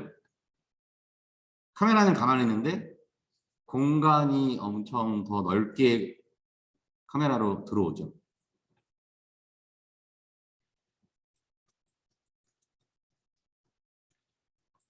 극단적으로 이렇게 물체에 깊이가 있는 상태로 깊이가 있게끔 보이게 해놓고 요 미리수를 낮추면 한 2.5까지 갔어요. 2.5mm야 이제. 전구랑 카메라의 간격이 어떻게 되죠? 엄청나게 오게 되죠. 멀리 있는 건 더 멀리 있고 가깝게 있는 건 이제 이 안에서도 가깝게 있는 거는 엄청 가깝고 조금이라도 멀어지면 엄청 멀어져 보이죠. 35mm보다 낮아지면 우리는 이거를 광각이라고 해요. 왜? 각이 더 많이 들어오니까. 35mm는요, 180이 안 돼요. 손가락 두 개를 내 눈, 내 얼굴 양옆에다 두고 이렇게 보면 네, 180이 잘 안 돼요. 온전하게 보려면 한 이 정도 와야지 보여요. 이 정도 이렇게. 근데 이제 광각으로 렌즈가 이제 35mm보다 작아지면 각이 이렇게 넓어지는 거예요. 그게 이제 너무 심해지면 어안 렌즈가 되는 거죠. 더 심해지면 이제 360도 렌즈. 360도 공간을 다 찍을 수 있는 렌즈가 돼. 그래서 이렇게 동그랗게 보이는 거 있을 거예요. 아주 지구처럼 이렇게 보이는 거. 거기 이제 360도로 찍는 렌즈고요. 0으로 하면 어떻게 되지? 0이 없네. 0이 없어요. 2.5가 마지막인가 봐요. 그래서 2.5 정도로 만약에 전구를 이 정도 사이즈로 보고 싶으면 카메라가 뚫고 들어가죠. 카메라가 뚫고 들어가는 게 요게 보면은 요거 이렇게 짧아지죠. 네? 그런 의미를 보여주는 거죠.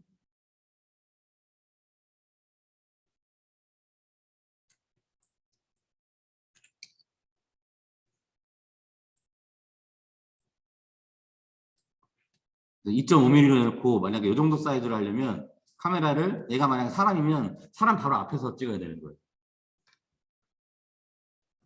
대신에 네. 그러면서도 공간을 확 왜곡시켜줘서 그럼 광각으로 보통 여러분들 영화 같은 거 보면은 광각으로 이런 식으로 찍는 경우는 언제 이런 식으로 찍는지 혹시 보신 적 있을까요?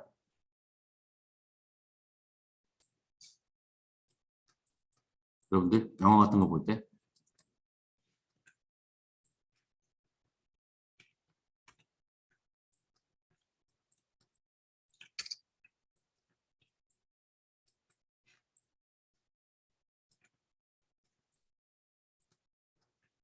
약간 극단적인 약간 광각으로 찍은 어떤 영화 같은 거.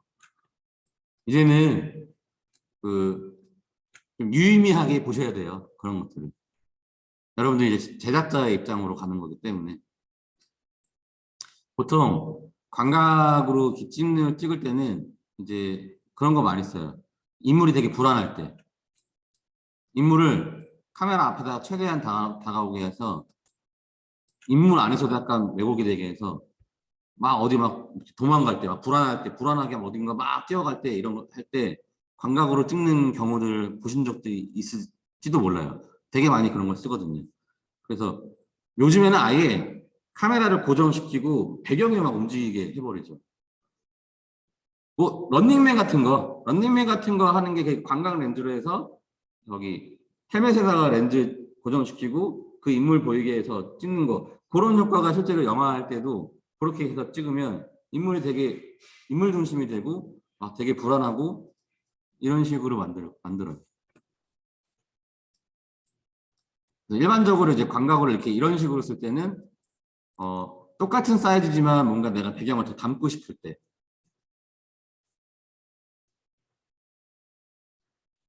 망원은 35mm보다도 이제 더 커질 때는 언제 쓰냐?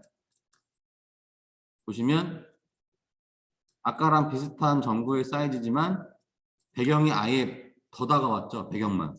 그러니까 배경과 이 피사체가 엄청 플랫해지는 거죠.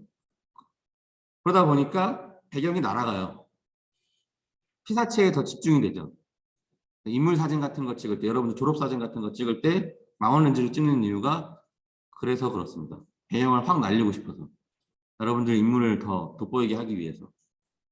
그리고 이제 영화 같은 거 할 때도 마찬가지죠. 인물의 감정에 충실하고 싶어. 그러면 나머지가 무슨 소용이야? 나머지 배경이 뭐 필요가 없지. 내가 너무 사랑하는 사람을 만났어. 한눈에 반했어. 그 걔를 이제 카메라로 찍을 때 어떻게 하냐면 주위를 뽀샤시하게 해줘요. 꼭 이렇게 배경을 이런 식으로 확 날아가게 하지 않더라도 다 이유가 있는 거예요. 배경을 뽀샤시하게 해주면서 얘가 쟤한테 사랑에 빠졌구나. 얘의 감정에 충실하자. 뭐 이런 의미인 거라고 볼 수가 있는 거죠.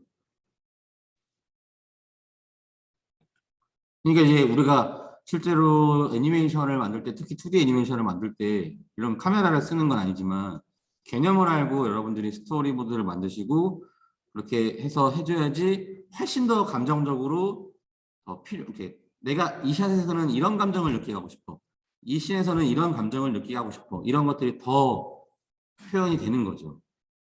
물론 이미지로만 표현을 해도 그런 것들이 전달이 될 수 있지만 이제 사람이라는 게 간사해서요. 계속 반복적인 어떤 룩을 계속 보면요. 지겨워해요. 지겹다. 재미없다.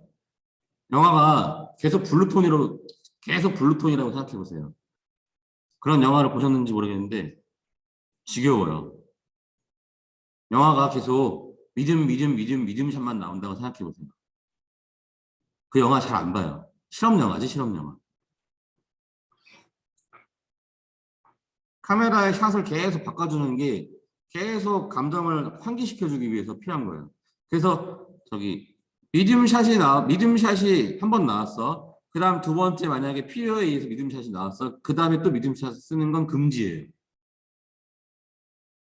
그럴 때는 필요하다면 좀 더 클로즈 샷을 찍거나 아니면 조금 더 빠져서 더 화각을 넓게 찍거나 변화를 줘야 돼요. 그 변화를 주는 요령은 이제 여러분들이 영화를 많이 보셔야죠. 애니메이션을 많이 보던가. 근데 애니메이션보다는 영화가 훨씬 더 다채롭죠. 애니메이션은 그거 하나하나가 다 일이지만 영화 같은 경우는 카메라 위치만 이렇게 바꿔서 하면 되니까 훨씬 더 영화가 샷 공부하실 때는 더 좋죠. 샷 공부하실 때는 애니메이션보다는 영화 같은 거 보시면서 공부하시는 게 당연한 거예요. 네. 근데 요즘에는 3D 애니메이션들이 이 3D 같은 경우는 그게 더 자유로우니까 또 3D 애니메이션도 샷을 다양하게 쓰죠. 2D 애니메이션에 비해서. 근데 그게 또 서로 막 써요. 이제 2D 애니메이션 하는 사람들도 이제 또 그런 것들을 참고해서 또 샷을 또 다양하게 작업을 하기도 하고 이럽니다.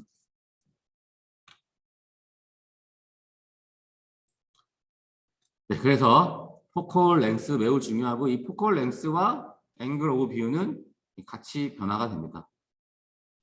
내가 임의대로 이거를 조절하실 수도 있긴 하지만 이게 연동이 같이 돼요. 그죠? 얘가 넓어지면 얘도 같이 넓어지고 이런 식으로 돼서 나머지는 궁금하면 이렇게 바꿔보시면 바로바로 알 수가 있어요. 근데 이걸 굳이 바꿀 일은 한 번도 없었어요, 저는. 이 카메라 스케일을 굳이 바꿀 이유가. 카메라는 그래서 이 정도는 반드시 좀 알아가시면 좋고요. 그 외에 뭐 F스탑, 이게 조리개 같은 거, 이런 것들, 뭐 셔터 앵글 이런 것들은 여러분들이 뭐 그닥 그렇게 막 티도 잘 안 나고, 이거는 이제 실제 카메라 쓸 때 의미 있는 거죠. 조리개를 조였을 때, 넓혔을 때. 아, 의미가 있을 수도 있겠네요. 네, 저기 마야에서 카메라 옵션에 보면 뎁스 오브 필드라고 있어요. 이거는 이제 카메라의 어떤 전체 설정에 의해서 카메라 초점 거리에서 멀어지면 카메라 블러가 생기게끔 하는 거, 이 효과인데, 이거를 잘 안 써요. 여기서. 여기 보시면 돼요. 들어가고 있잖아요.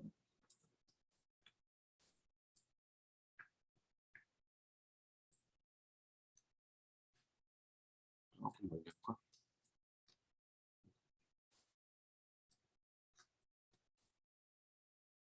이게 하나만 있으면 약간 잘 모르지.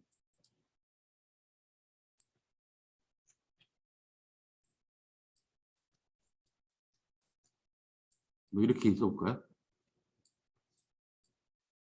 렌더링 오래 걸리면 어떡하지?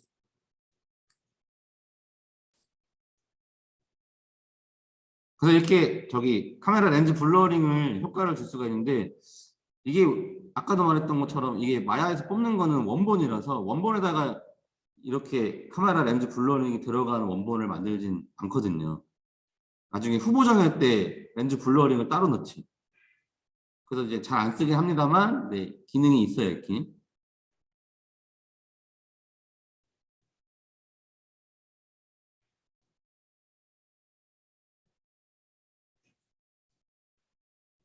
아니면 아예 뭐 내가 후보 정할 생각이 아예 없어.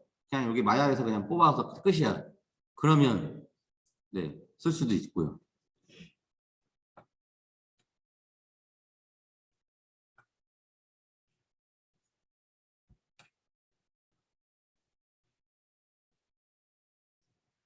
네, 약간 헷갈리다. 이게 지금 그 대기 효과가 들어가 있어서 실제로 얘가 지금 블러링이 생겼는지 잘 안 느껴지는데 분명 들어간 것 같기도 하고.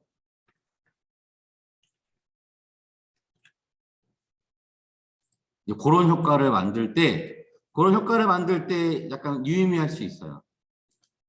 이런 F스탑 이런 조리개가 이런 걸 이제 저기 전문 용어로 저기 뭐야, 피사계 심도라고 하죠. 피사계 심도를 얕게 하겠다. 피사계 심도를 얕게 하겠다는 건 뭐냐면, 카메라의 초점 거리가 이렇게, 내가 예를 들어서 이 카메라와 이 전구의 거리가 1m야. 1m면 그 초점 거리를 내가 이 피사체 앞으로 30cm, 뒤로 30cm 이렇게 설정할 수가 있어요. 그 깊이를. 근데 그거를 넓게 하면, 이 안에 이 초점 거리를 넓게 하면 이 안에 들어오는 애들이 다 초점이 맞는 거고, 그 바깥으로 있는 애들이 초점이 이제 나가는 거고, 좁게 하면 요 초점 거리 안에 있는 애들은 초점이 맞지만 조금이라도 벗어나면 블러링이 생기는 거죠. 근데 그런 거를 할 때 이제 이 F스타 이런 조리개가 역할을 해요. 조리개를 많이 열었냐 적게 열었냐에 따라서.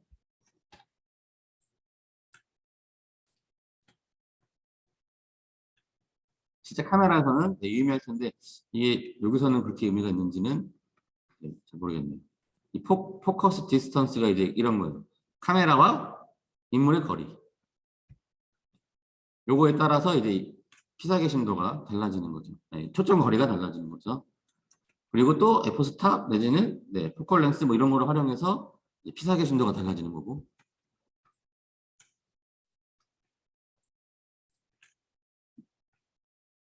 다시 원위치.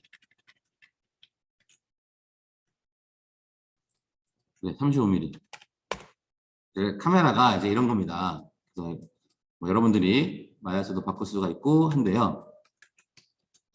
자, 우리가 카메라에다가 키를 줘서 카메라 무빙을 한번 만들어 볼게요. 무빙샷.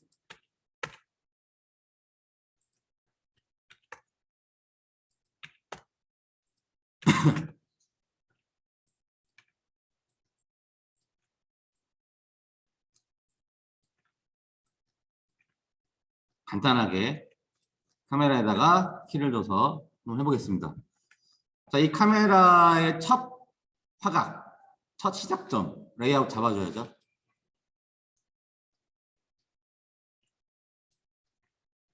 이런 식으로 작업하시면 돼요. 이렇게. 오케이. 가운데서 시작할 거예요. 자, 카메라에다가 키를 줄 건데, 키를 주는 방법은 단축키 S라고 있어요. S는 전체 모든 채널 정보에다가 키를 주는 거예요. 그래서 빨간색 선이 생기죠. 요게 이제 전체 그냥 키를 주는 단축키 S.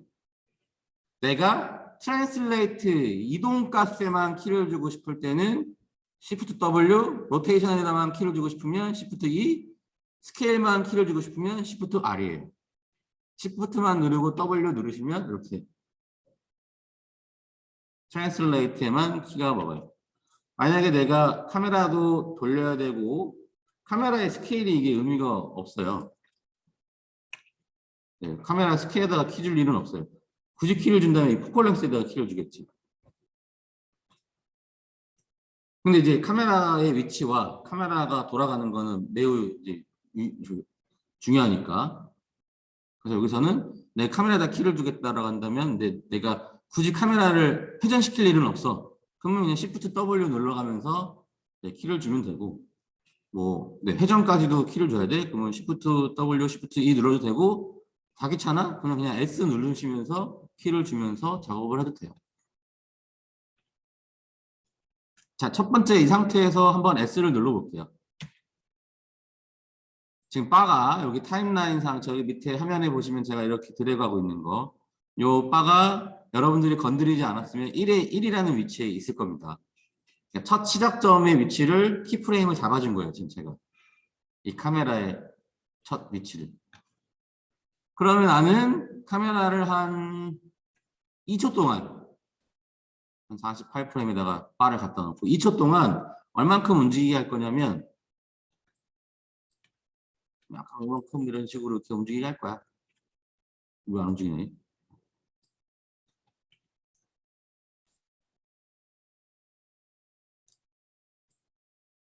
이렇게 할 거야.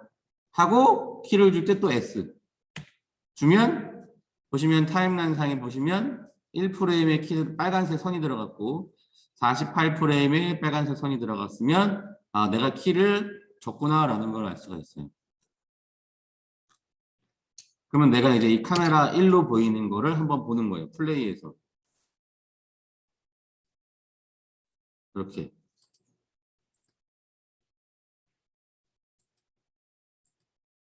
훌륭해. 그러면 이제 수정할 일이 없지. 약간 위로 올라가게 하고 싶어. 카메라를. 이렇게 회전하면서 약간 위로 올라가게 하고 싶어. 다시 키를 줘. S. 그 점점 얘에서 멀어져 가는 거를 표현하고 싶어.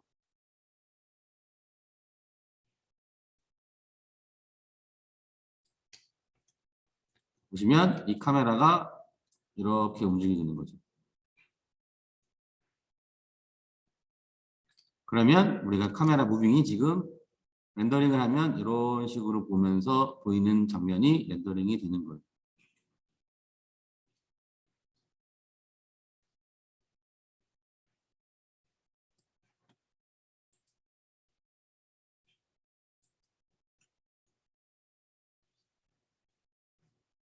오늘 여기까지 하겠습니다. 오전 시간보다 조금 더 많이 나갔어요. 키 주는 것까지 가버렸어. 카메라에 대해서 설명하는 것만 하고 끝났는데. 우리 저번 주에는 오전번보다 좀 진도가 덜 나갔죠. 아, 혹시 텍스처, 됐어. 지금 50분인데. 텍스처 넣는 거 궁금하신 분들은 혹시 있으면 다음 시간에 뭐 물어보세요. 그 얘기를 안 했기 때문에 지금 여기 오후반 학생들한테는. 네, 오늘 여기까지 하고요. 다음 시간에는 여기서 이제 더 나가서 실제 오브젝트에다 또 키를 주기도 하고, 네, 그 어떤 식으로 세팅을 하는지, 그 다음에 이제 카메라 이런 것들 또 다르게 또 키를 줘서 어떤 식으로, 뭐 이런 거, 카메라도 보면은 아까 우리가 지금 카메라만 했지만 카메라 엔드 에임도 있고 막 있잖아요. 이 두 가지는 또 어떤 뭐가 있는지 살펴보고 또 애니메이션에 대해서 설명을 또 하겠습니다. 그리고 저기 수업 시작하기 전에 그 여기 중간 강의 평가 하신 거는 한번 같이 보면서 얘기를 어차피 익명이에요. 걱정하지 마세요, 여러분들. 여러분들이 무슨 얘기를 하든지 간에 익명으로 나오기 때문에 그 부끄러워 하실 거 없으시고요. 그 어떠한 개선점에 대해서 의견을 썼는지에 대해서 보면서 가능하다면 내가 개선하겠다. 이건 좀 힘들다. 뭐 이런 거 얘기할게요. 그거 하면서 네, 애니메이션 수업 진행하도록 하겠습니다. 고생하셨습니다. 네. 수고하셨습니다. 잘 감사합니다. 보내시고요. 감사합니다. 교수님, 네. 그 작품 보여주신 거 뒤에 배경은